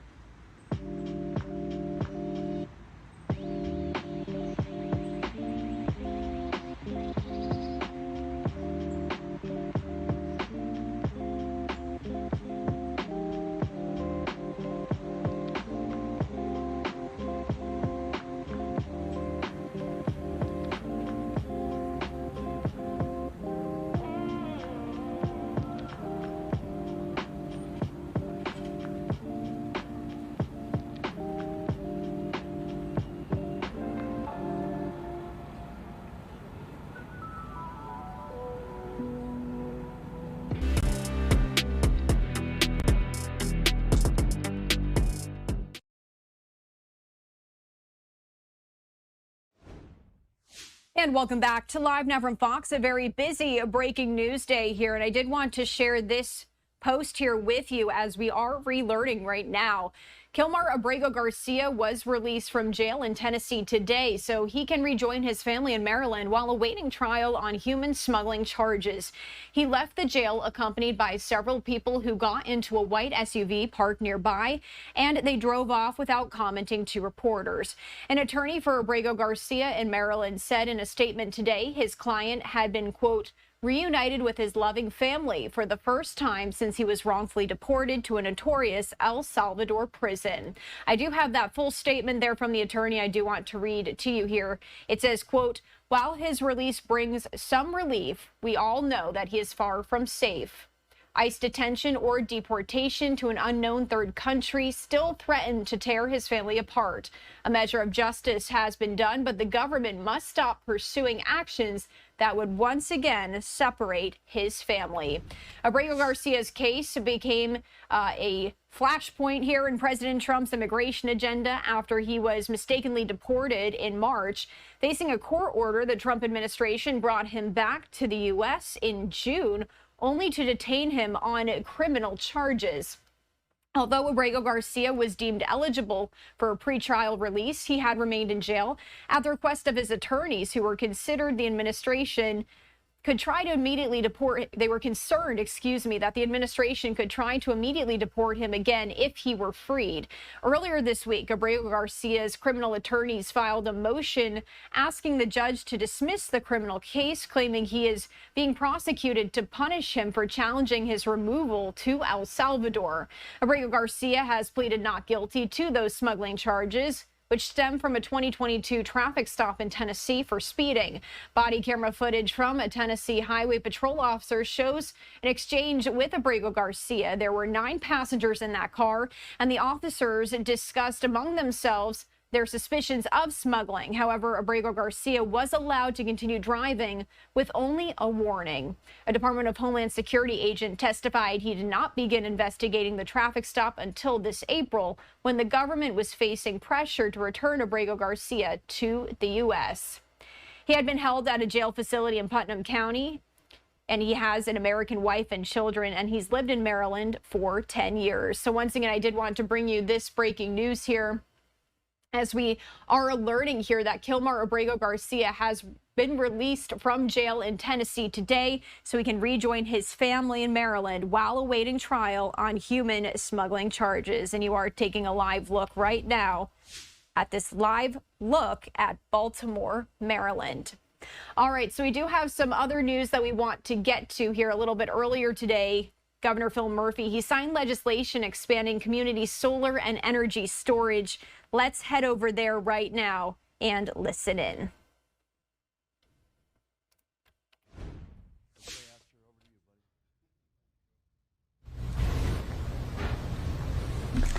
Good morning, everyone. My name is Aster de Guzman, and I'm a union electrician here at IBEW Local 269. It is an honor to be here with everyone today to witness the governor sign these 2 important bills. I've been a proud member of this organization for over 20 years. I have 2 sons, and this job has provided me with the excellent health care, and I will soon be able to retire. Being in the construction industry is difficult, as we are one of the only industries that work ourselves out of a job. This is a sense of pride when completing these projects, knowing it is providing clean, green energy and much needed power to the state of New Jersey. More power will help lower energy costs for hardworking families across New Jersey.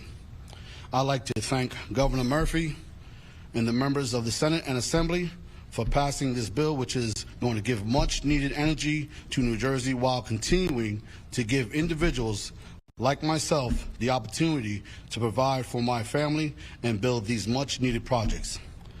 It is now my pleasure to introduce the Assemblyman, Wayne DeAngelo.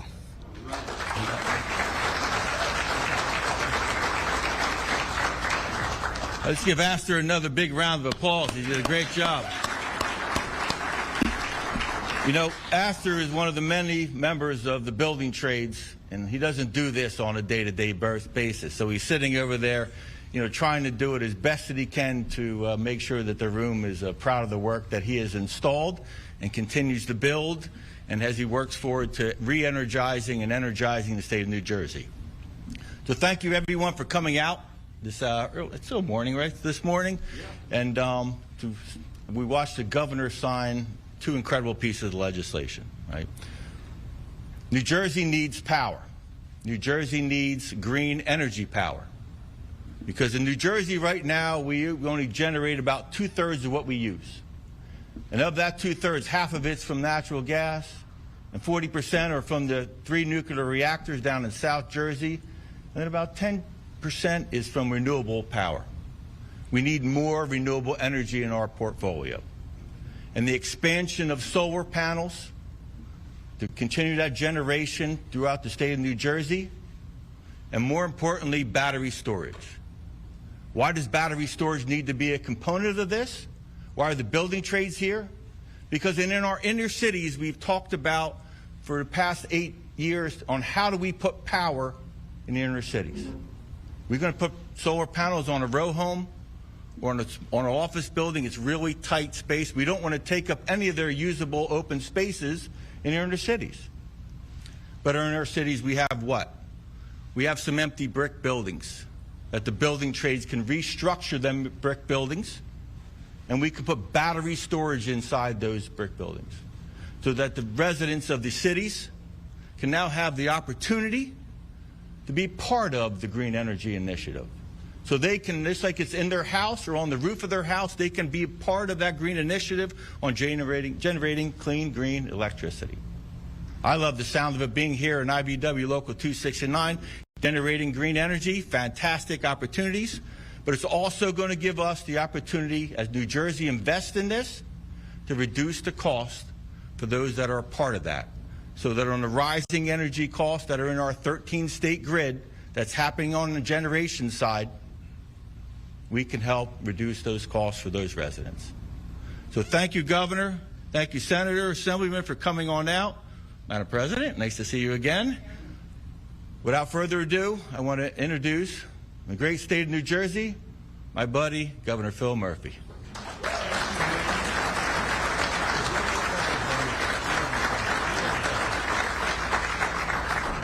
I just said to Wayne, that was a tour de force in terms of why we're here and all the good reasons. Ian, how are you, buddy? Hello, guys. Back row looks very sharp down there. Good morning, everybody. Thrilled to be here. I want to thank my dear friend we just heard from Local 269's very own Assemblyman Wayne D'Angelo for that very gracious introduction, but again, for framing the reason why we're here today. Astor, you were awesome. You were awesome, buddy. Wayne said, this is Astor. You should know he's really nervous. And you never would have known that. You did a great job. So to you and all of your fellow members of Local 269, thank you for opening your doors for this historic occasion. As the chairwoman will recall and know, we've been in this Union Hall, Anthony and Verlina and others know that very well, many times over the years, usually on election eve, Dan, as I recall, right? So it's good to be back. Quick sidebar on the weather. People ask me all the time, what surprises me most about my job over the past now almost 8 years? And it's the amount of time. The answer is the amount of time I spent on weather. I feel like I've got an honorary meteorological degree. We declared a state of emergency yesterday afternoon for a very specific reason. We've had high tides and rip currents. We lost 2 precious souls last week. Then with Hurricane Erin, bless you, we don't miss a thing up here. The level of concern in terms of going in the ocean has stayed high. Even though it's sunny out, if you're watching out there, don't go in the ocean today. It's still pretty nasty. Waves are sort of plus or minus 10 feet still on shore, plus big time rip currents. The reason why we did the state of emergency was last night we had the matching of the highest waves, in some cases 15 feet on shore, and high tide in the 7 and 8 o'clock hour up and down the coast. Thankfully, the flooding, while it existed, while it happened, was less than we were fearing. Not surprisingly, coastal flooding was the big concern, and that's where we had any of the flooding. Cape May County probably got hit the hardest, but also Atlantic Ocean and Monmouth to some degree. Please continue to be careful. The weather's going to be gorgeous this weekend, but please be careful as it relates to going in the ocean. Christine, I think we've had very few power outages. Last I checked, first thing this morning, is like 150 in the entire state. So far, so good. Please be careful. Ready.nj.gov is the one single place I would suggest you go for any information. So back to why we're here. I think this Union Hall is an ideal venue for why we're gathering. We're coming together, as Wayne mentioned, to secure a cleaner, more affordable, most importantly, I think, and more prosperous future for all of New Jersey, and at the same time create a whole lot of good-paying union jobs. It's a future that will be hand-built first and foremost by Wayne, you and Astor and your colleagues, thousands literally of IBEW members who call New Jersey home, our heroic electricians, line workers, utility workers, and so many more who keep our state running every single day.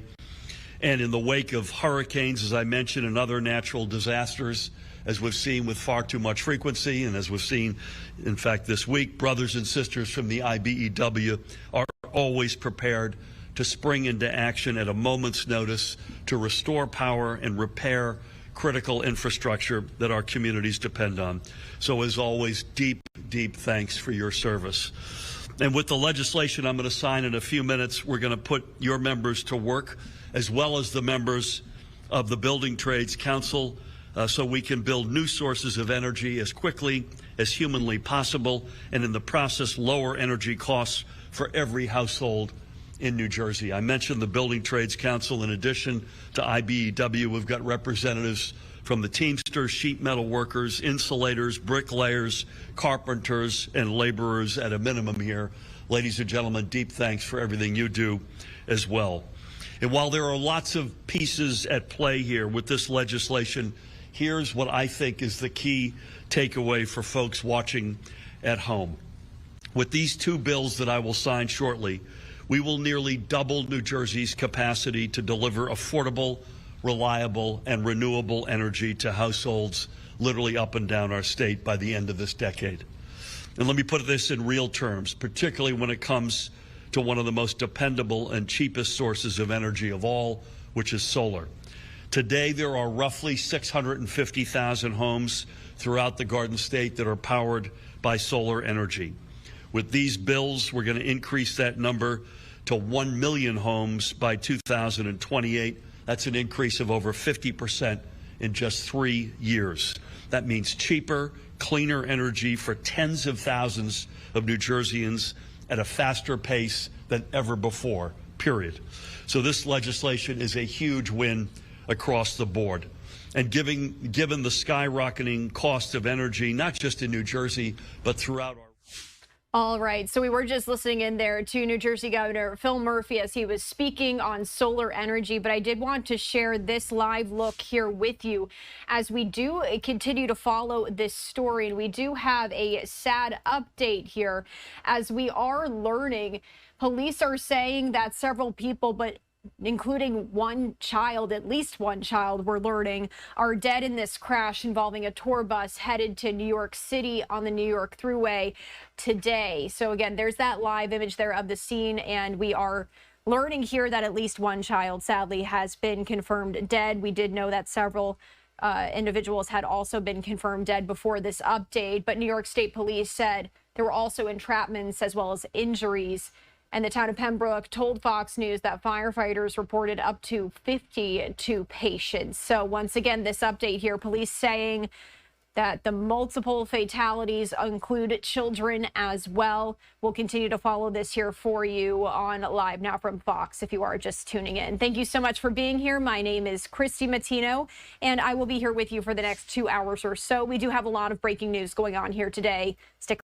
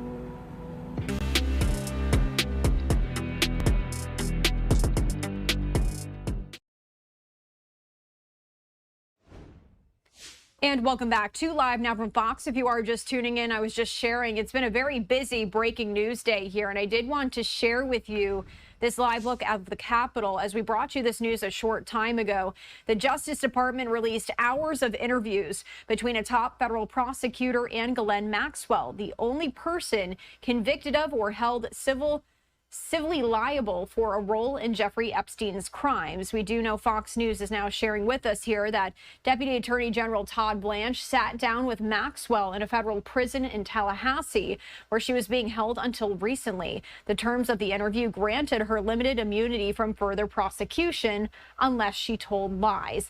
She said she never witnessed President Trump doing anything, quote, inappropriate with anybody, and shot down claims that former President Bill Clinton had traveled to Epstein's infamous island in the U.S. Virgin Islands and said the Clintons were her friends, not Epstein's. Authorities published hundreds of pages of transcripts as well as audio recordings of the interview on the DOJ website. Maxwell denied Epstein had a client list, and she reiterated past statements that she does not believe he killed himself. She also said Epstein told her he had a heart condition that prevented him from having normal sexual intercourse. She said she met Epstein in the early 1990s and began working for him. She said their own sexual relationship stopped in 1999. Here's what we're also learning. In the mid to late 90s, she said Epstein began traveling increasingly, and according to Epstein's accusers, he used massages as a cover for sex. So once again, if you are just tuning in here, we do know now that the DOJ has issued transcripts of interviews with Ghislaine Maxwell, and I just shared with you some of what we are learning here as this story does continue to unfold. We'll continue to follow this here on Live Now from Fox. In the meantime, I do want to take you out to some live events right now. We are hearing from Illinois Governor J.B. Pritzker. He's hosting a live roundtable right now, so we're going to head out there live and listen in.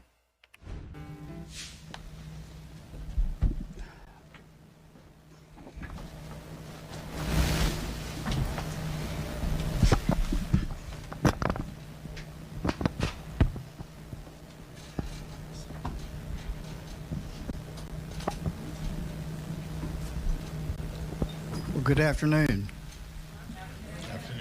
Welcome to Marshall Browning Hospital. It's a very exciting time for us. We've never had an event like this before. We didn't hesitate when it was offered. It's a very important topic, and I appreciate the governor's willingness to listen to us and find out what our concerns are. And there are a lot. You know, I've been around here 45 years associated with the hospital, and yeah, I am crazy. But the hospital's been 100 years, and it's the first time we've had an event like this. And I don't know why it took us so long, but here we are, and I'm so glad to do this.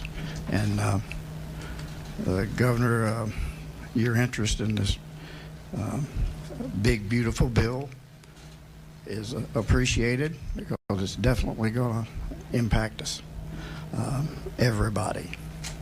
And what I find it be, I would probably say this later, but it's not only health care, but it's economy. You know, what if our payroll goes away? What if a hospital closes? Where do those people find jobs? So it's very important. And again, I thank you all for coming, and I thank the governor for making himself available for this. I know he wants to go to the parade and the fair tonight, but it all works out, so that's good planning. So with that, I'll turn it over to Governor Pritzker. Thank you very much.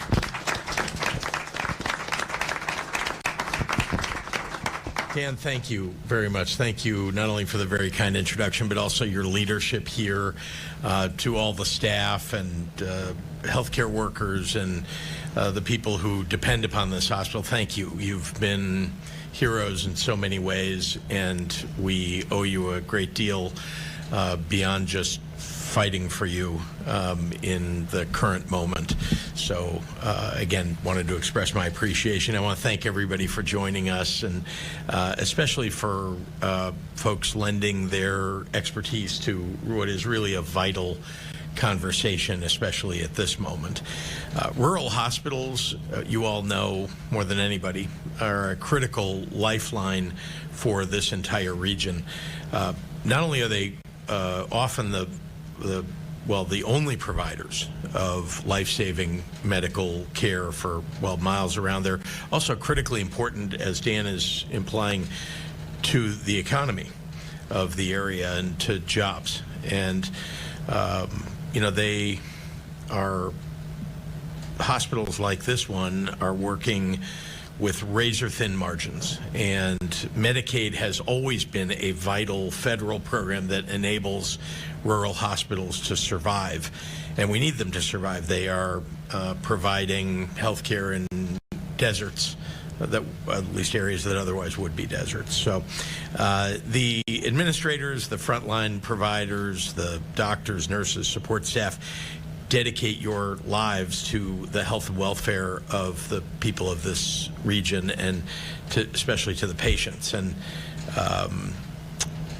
it's because I think, like so many others who are in a kind of frontline field, it's because you care. It's because you decided to go into this kind of work because you want to care for the community, you want to care for people, and uplift them, and that is what we ought to be helping enable.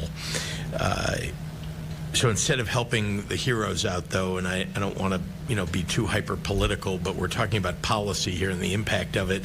The Congress has decided to cut Medicaid, putting virtually every rural hospital at risk in some fashion or another, and it's dangerous. It is really dangerous. Communities can lose their hospitals. Indeed, some will.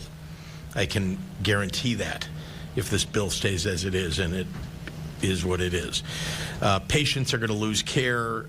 Doctors and nurses are going to lose jobs, and the staff, and people will die. And I don't say that lightly. I've said that a couple of times since the bill was introduced. And I thought perhaps that sounding the alarm would stop it from happening, or at least slow it down. It didn't. And so there are going to be people who suffer mightily, and families that lose a loved one, and people who will die. And it's all because they want to provide a massive tax cut for the wealthiest people in the country. I don't understand the thinking. So I won't go further into that except to say that it's wrong. These cuts are going to be devastating for rural health care throughout the state of Illinois. Medicare and Medicaid are the primary players for hospitals and for providers, especially in rural areas. In fact, 73.7% of patients admitted to rural hospitals are providing this kind of support for hospitals, Medicare and Medicaid. It comes with those patients. 61.6 are small rural outpatient providers. Much of that is going to be lost. 500,000 rural Illinoisans are currently on Medicaid. That may not, I don't know if everybody's got a feel about what that means, but there are about 3.3 or 3.4 million people on Medicaid in the state of Illinois. We have about 13 million people in population. 500,000 is an enormous number, by any measure, but it's a very large percentage, and it is especially impactful here. Medicaid spending in the state's rural areas is expected to decrease as a result of this, just in this state, by $6.4 billion.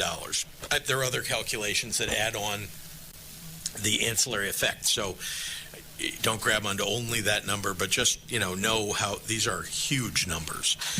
9 rural hospitals in Illinois are now basically identified and targeted as is likely to close if we are not able to figure something out for some of them as a direct result of Trump's budget bill. And even if they don't close, I just want to emphasize this, even a hospital that doesn't close is going to have to make cuts. It's just inevitable. And if I sound pessimistic, well, frankly, it's because at the moment I am, but I'm here in part because I really want to hear what you think we should be doing.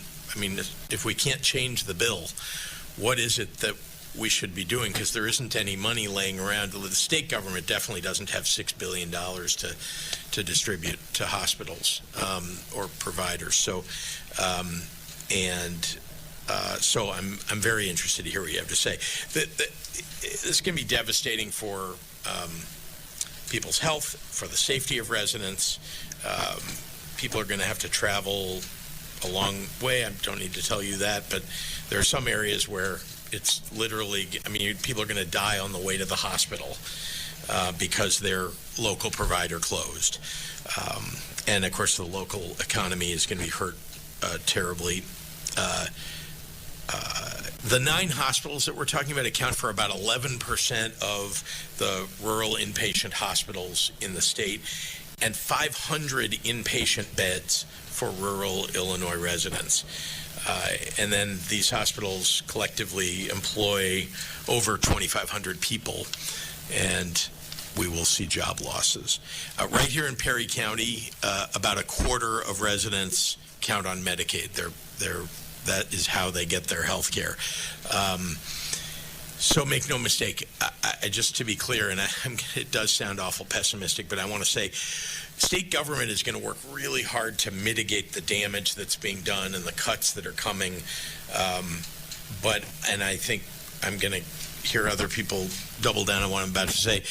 We just can't replace what the federal government is providing. They're just much bigger. They have a printing press where they can print money, and I'm not suggesting they should always be doing that, but I'm also saying state government does not have that. We only have the resources that we collect every year, and frankly, we'd all like to see the taxes in the state lowered. And so when the federal government says we're going to take away what we provide, it leaves the state in a terrible bind, and we just can't replace it. So, okay, well, that is my pessimistic part of my talk. My optimistic part is that you all have ideas, you all have experience, you all have the kind of leadership that it's going to take for us to triage the damage that's being done, and I really want to help figure out how we work together to make all that happen. So I'm going to turn it over to A.J. Wilhelmi, who's the leader of the Illinois Health and Hospital Association, who's going to lead a conversation with all of us. So thanks all for being here. Great. Thank you, Governor, very much for your leadership, for being here to have this important conversation about this piece of legislation that was enacted on the 4th of July. Really look forward to the discussion.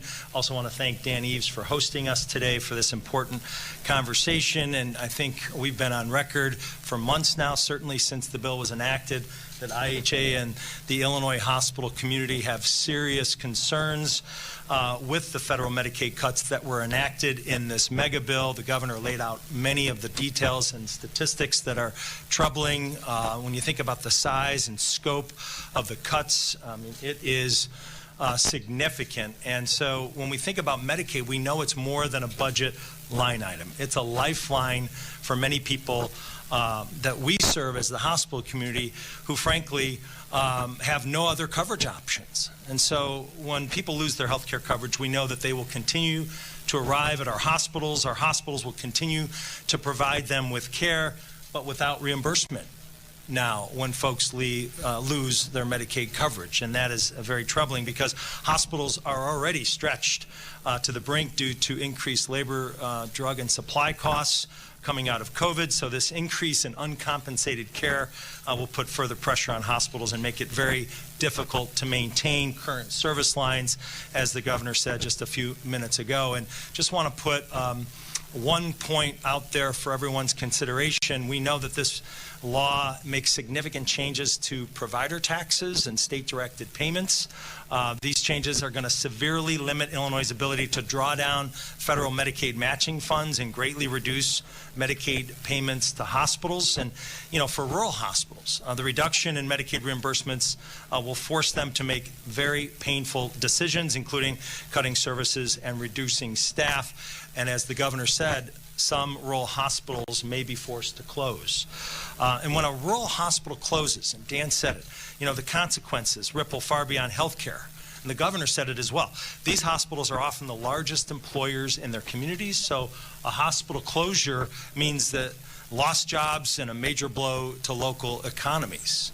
And so that's a significant factor in this discussion. So as we'll discuss today, the One Big Beautiful Bill Act does include a $50 billion rural healthcare transformation program intended to support rural hospitals and providers. But I think we would all agree that when we're talking about $50 billion out of $1 trillion in cuts to Medicaid, that is woefully inadequate. Nevertheless, these funds are critically important to rural hospitals and providers in this room and across the state of Illinois. So IHA and our member hospitals serving communities in rural Illinois look forward to working with the Pritzker administration on an application to the federal government to bring this vital funding to our hospitals and providers. And let me close by saying that Illinois' rural hospitals and health centers are the backbone of their communities, but they are fragile and they need support. And that's why IHA is committed to being at the table, working with the governor and his administration and the legislature, and of course our members across rural communities in the state of Illinois to find opportunities to continue providing these critically important services and to see if we can get relief from this piece of legislation that's now the law of the land, working closely with our congressional delegation to either mitigate or further delay their effective date. So with that, as the governor said, I'm going to moderate a discussion, so let's get into that. I'll be presenting questions to our panel of government and healthcare leaders, and I want to start with Dr. Samir Vora, the director. All right, so we are listening in live there together out of Illinois. Governor Pritzker meeting with officials, hosting this roundtable, speaking on the Trump administration as well as healthcare. We'll head back to that in just a short amount of time. Just one of the live events we are bringing you here today. Thank you so much for joining us. My name is Christy Mattino. We'll be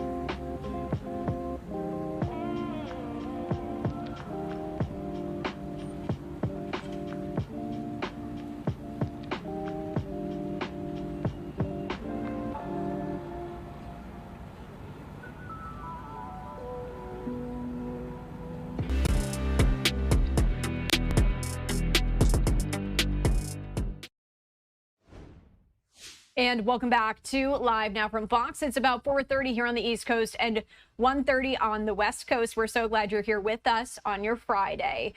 I did want to head back out to this live event out of Illinois that we've been sharing here with you happening right now. We are witnessing officials here, as well as the Illinois governor, hosting this roundtable on the Trump administration and healthcare. Let's continue to listen in here, monitoring these other top stories on the right side of your screen. Unique funder for those communities. This work done out of the Illinois Department of Public Health Center on Rural Health, seeing Kristen Nolan in the audience, and works very closely with the Illinois Health and Hospital Association, the Illinois Critical Access Network, and critical access hospitals across the state. And into that, the One Big Beautiful Bill isn't moving to a place where we're investing more into building up the real innovation that happens in our rural communities, because I know from meeting so many rural hospital CEOs like Dan here, John, from our rural clinic leaders like Kim, often our rural leaders know that they gotta pull their sleeves up and figure out how to deal with complicated issues. And they're up for deep and significant challenges. But what this One Big Beautiful Bill Act does is it takes and pulls the rug out from under them. It doesn't provide the foundation that is absolutely necessary to be able to move up, to be innovative, and to think about these things. So that anchor organization, as you mentioned, means jobs, and it means a lot of just critical service lines. It means the ability to access primary care. It means the connectivity that's required between our healthcare system and how it looks. And unfortunately, we're at a place where, as Governor, as you said, it will really create challenge that we're ready to fight and work together, but it's a place that we're going to have to work from a deficit. We often talk about in public health this idea of harm reduction.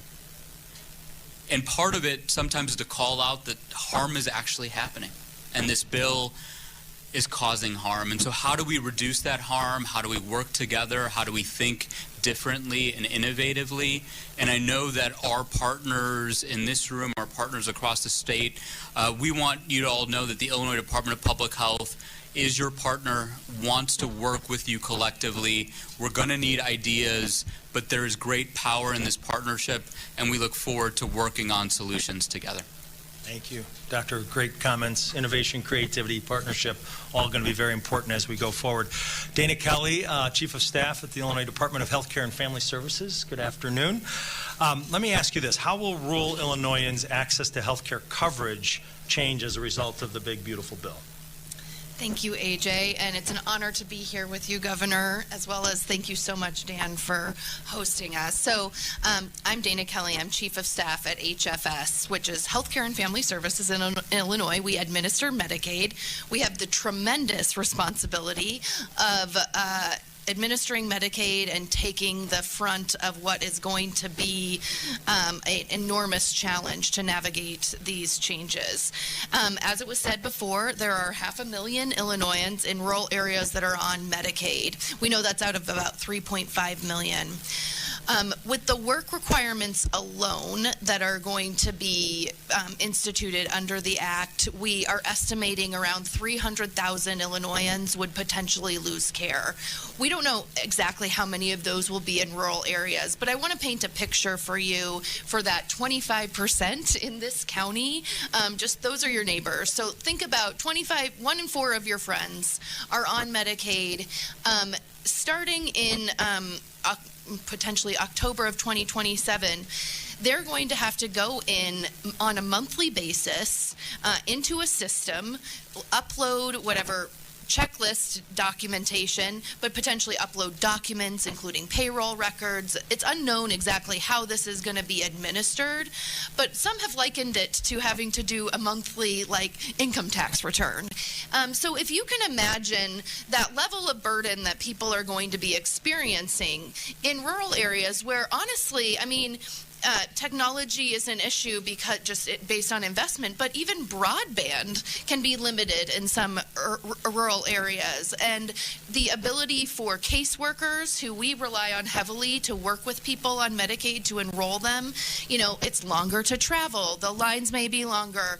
There's maybe fewer staff in those offices. I think that rural areas have an enormous challenge, both from the technology front and just from the access front. It's just another healthcare access point they're going to have to travel to or seek out that every single month to maintain coverage. All right, so once again, listening in there out of Illinois to officials as well as the governor as they are discussing the Trump administration. I did want to take you out live, though, to New York as we continue to follow this story here. We do know police are saying several people, including at least one child, are dead in this crash involving a tour bus that was headed to New York City. And right now, we are getting a live update from officials. Let's head over and listen in. To neurosurgeons, the orthopods, all the physicians that came down to help out, and the nurses and staff in the trauma base. So now, injuries, excuse me, what kind of injuries are you? With blunt trauma, any type of injury can be seen. That feed does appear to be glitching. I do have another feed I wanted us to try here. To the ICUs and to the ORs. At the scene, this tour bus came from Niagara Falls. I'm not sure which Niagara Falls, but it came from Niagara Falls to New York City, and we were told it was loaded with people that were from the Philippines, from the Far East, from India. There was a language barrier. I would imagine some of those folks are here, and could you talk a little bit about how you're dealing with it? Is it become an issue for you, and how did you deal with that? Many of the patients were bilingual, so they were able to provide some history in English. And then we also actually utilized all of our translation services through the entire hospital. We had brought down, so we had over 15 or 20 translation devices, actually more translation devices than patients arriving available. Sure. I know you train for this all the time. Have you ever had a mass casualty incident with this many patients at once? It's been a long time. Yeah, I can remember any others one without maybe not this many patients. Okay. But on a microscopic scale, we do this every day, right? So any patient that comes in here from a car wreck or a gunshot or a fall, they're evaluated in the same way. So you're just multiplying that. And we use force multipliers by bringing all the assets we have in the hospital. So we bring all the residents down on the surgery they're in the hospital that may be on other services. All the orthopedic physicians and their residents came down. So you just magnify and multiply what you have in the hospital and do the things that we do every day, just on a larger scale. The question was, have you ever had an incident with this many of them? I've been here 25 years, and I've been here 25 years. This is, and as Peter had mentioned, I'm also a member of the Department of Emergency Medicine. This is probably the most trauma patients we've had from one incident in my career here in Buffalo. Over 25 years. Over 25 years. Can you talk about the doctors that went out in the field to the scene? So we have, or you go ahead and handle it. Because it's from our department. So UB Emergency Medicine, we cover multiple different sites, including ECMC, but we're fortunate to have an EMS division, and that group works directly with our EMS staff, and they actually deployed themselves right onto the scene. So I believe we had 6 physicians from our group there helping with the triage of patients. So they're able to go directly to the bus, actually help the EMS crews decide how serious the patient's injuries are. Other hospitals did receive patients with lesser injuries than ECMC, but all the critical patients, they were able to identify and scene, identify who would need Mercy Flight, and then be transferred here. So that was a huge asset, having so many trained staff on scene who have done these mass casualty drills or have been part of them, not only in New York or other states. If you know, how many Mercy Flight landings were here? today? I believe we had 4. 4, yeah. Just to clarify the numbers real quick, 24 patients came into ECMC. 2 of them went to the operating room, the 2 others to trauma ICU. That's right? I believe that's Okay. right. And the remainder being evaluated. Yeah, so. we still have 20 that are currently in our department receiving active care. Do you know the breakdown? Because I've heard that, some of course went to Strong as well, and like you said, there were other hospitals involved. So do you know the breakdown as far as how many, like the percentages? I can't speak to the other hospitals. I know we did receive the majority of the patients from what I'm hearing from the physicians on the scene. Yeah. Were there any fatalities? If so, how many? I will probably direct that back to the staff on the scene, but we were told that there were several fatalities on the scene. I think New York State Police may have that information for you from Okay. the scene, yes. Anybody else? I know Buffalo News just arrived, so if you want to... And I think to reiterate, I know this question was asked, but we were able, with the new emergency department, we went from a very small department in the old hospital, but now we have a 53-bed emergency department. We have 4 large trauma bays.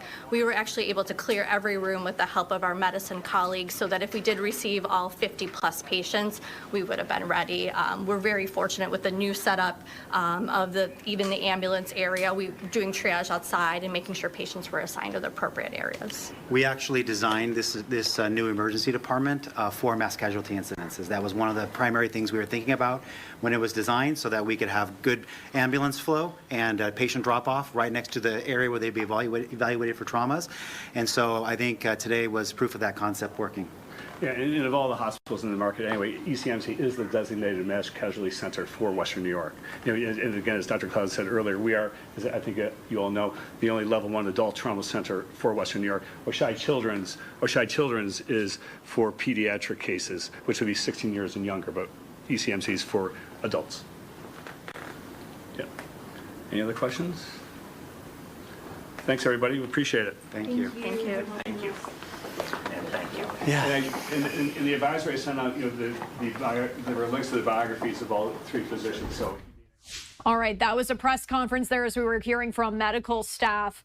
As we do continue to follow this breaking news here, I did want to share with you this live look there once again as we do continue to learn more and more about this story that we brought you just a short time ago here.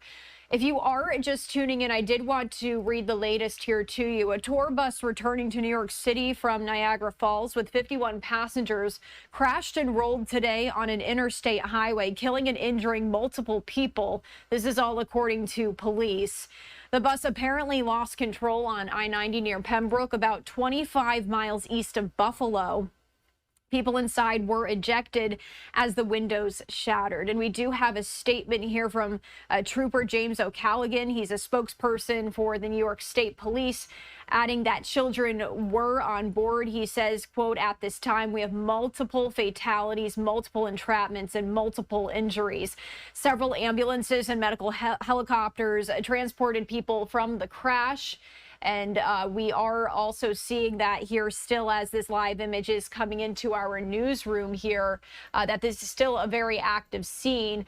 Now, the bus was traveling eastbound when it went into the median and then ended up in a ditch on the right side of the road. The driver apparently is alive and well. That's according to O'Callaghan.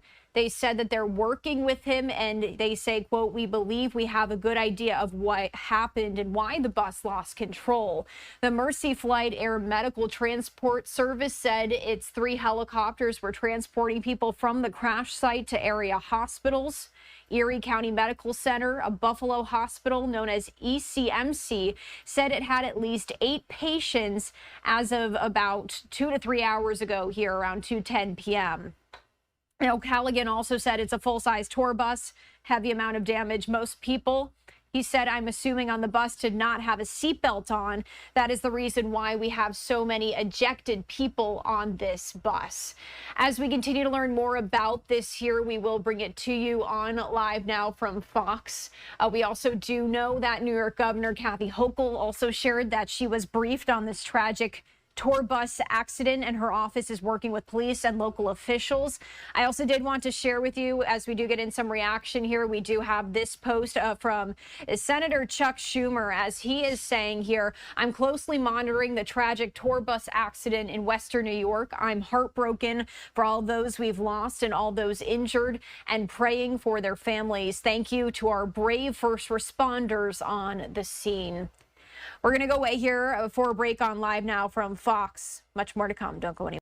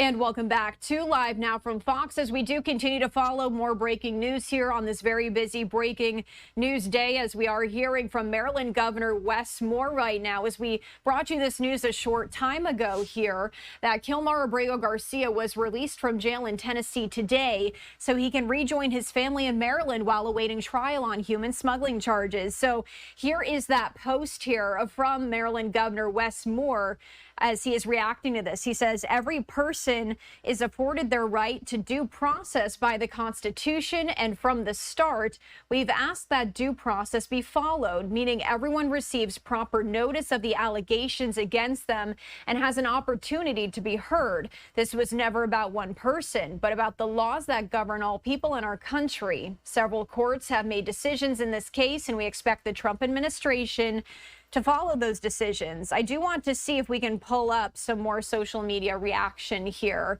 And I'm going to ask my producer, Carla, to pull up this post here from Secretary Kristi Noem as she's reacting to this news as well, saying activist liberal judges have attempted to obstruct our law enforcement every step of the way in removing the worst of the worst criminal illegal aliens from our country. Today, we reached a new low with this publicity hungry Maryland judge mandating this illegal alien, who is an MS-13 gang member, human trafficker, serial domestic abuser, and child predator, be allowed free. By ordering this monster loose on America's streets, this judge has shown a complete disregard for the safety of the American people. We will not stop fighting till this Salvadoran man faces justice and is out of our country. Now, if you are just tuning in here to Live Now from Fox, I did want to share with you just a little bit more about this story. So once again, we do know he was released from jail today in Tennessee so he can rejoin his family in Maryland while he's awaiting trial on human smuggling charges. He left the jail earlier today, accompanied by several people who got into a white SUV parked nearby. They sped off without commenting to reporters. We also are hearing a statement from the attorney for Abrego Garcia in Maryland, and he said in a statement today his client has been, quote, reunited with his loving family for the first time since he was wrongfully deported to a notorious El Salvador prison. I do want to read the rest of that statement here for you from the attorney. It says, while his release brings some relief, we all know that he is far from safe. ICE detention or deportation to an unknown third country still threaten to tear his family apart. Abrego Garcia's case became a flashpoint in President Trump's immigration agenda after he was mistakenly deported back in March. But facing a court order, the Trump administration brought him back to the U.S. in June, only to detain him on criminal charges. Although Abrego Garcia was deemed eligible for pretrial release, he had remained in jail at the request of his attorneys, who were concerned the administration could try to immediately deport him again if he were freed. Earlier this week, Abrego Garcia's criminal attorneys filed a motion asking the judge to dismiss the criminal case, claiming he is being prosecuted to punish him for challenging his removal to El Salvador. Now, we also do know Abrego Garcia, he's pleaded not guilty to the smuggling charges, which all stem from a 2022 traffic stop in Tennessee for speeding. We did want to share those social media reactions in here with you from Secretary Noem as well as Maryland Governor Wes Moore. We'll continue to follow the latest here on this story. In the meantime, let's go away for one more break here on Live Now from Fox. Much more news to get to.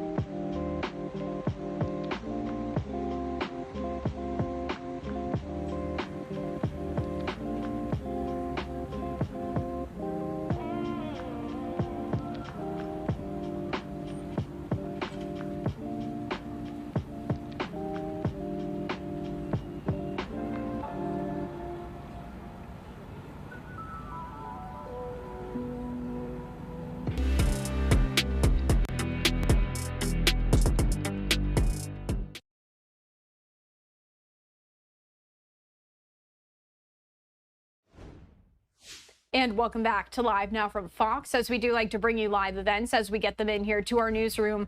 I did want to share with you once again, as we've been listening in here throughout the day, this is the Texas Senate as they are considering the President Trump, this Trump-backed redistricting map. So let's continue to listen in here. Looking at 28 next to it, and the fact that they were trying to make efforts to make 28 more compact, I would suspect that it was just a population equalization. Historically, Maverick County has been kept whole in congressional maps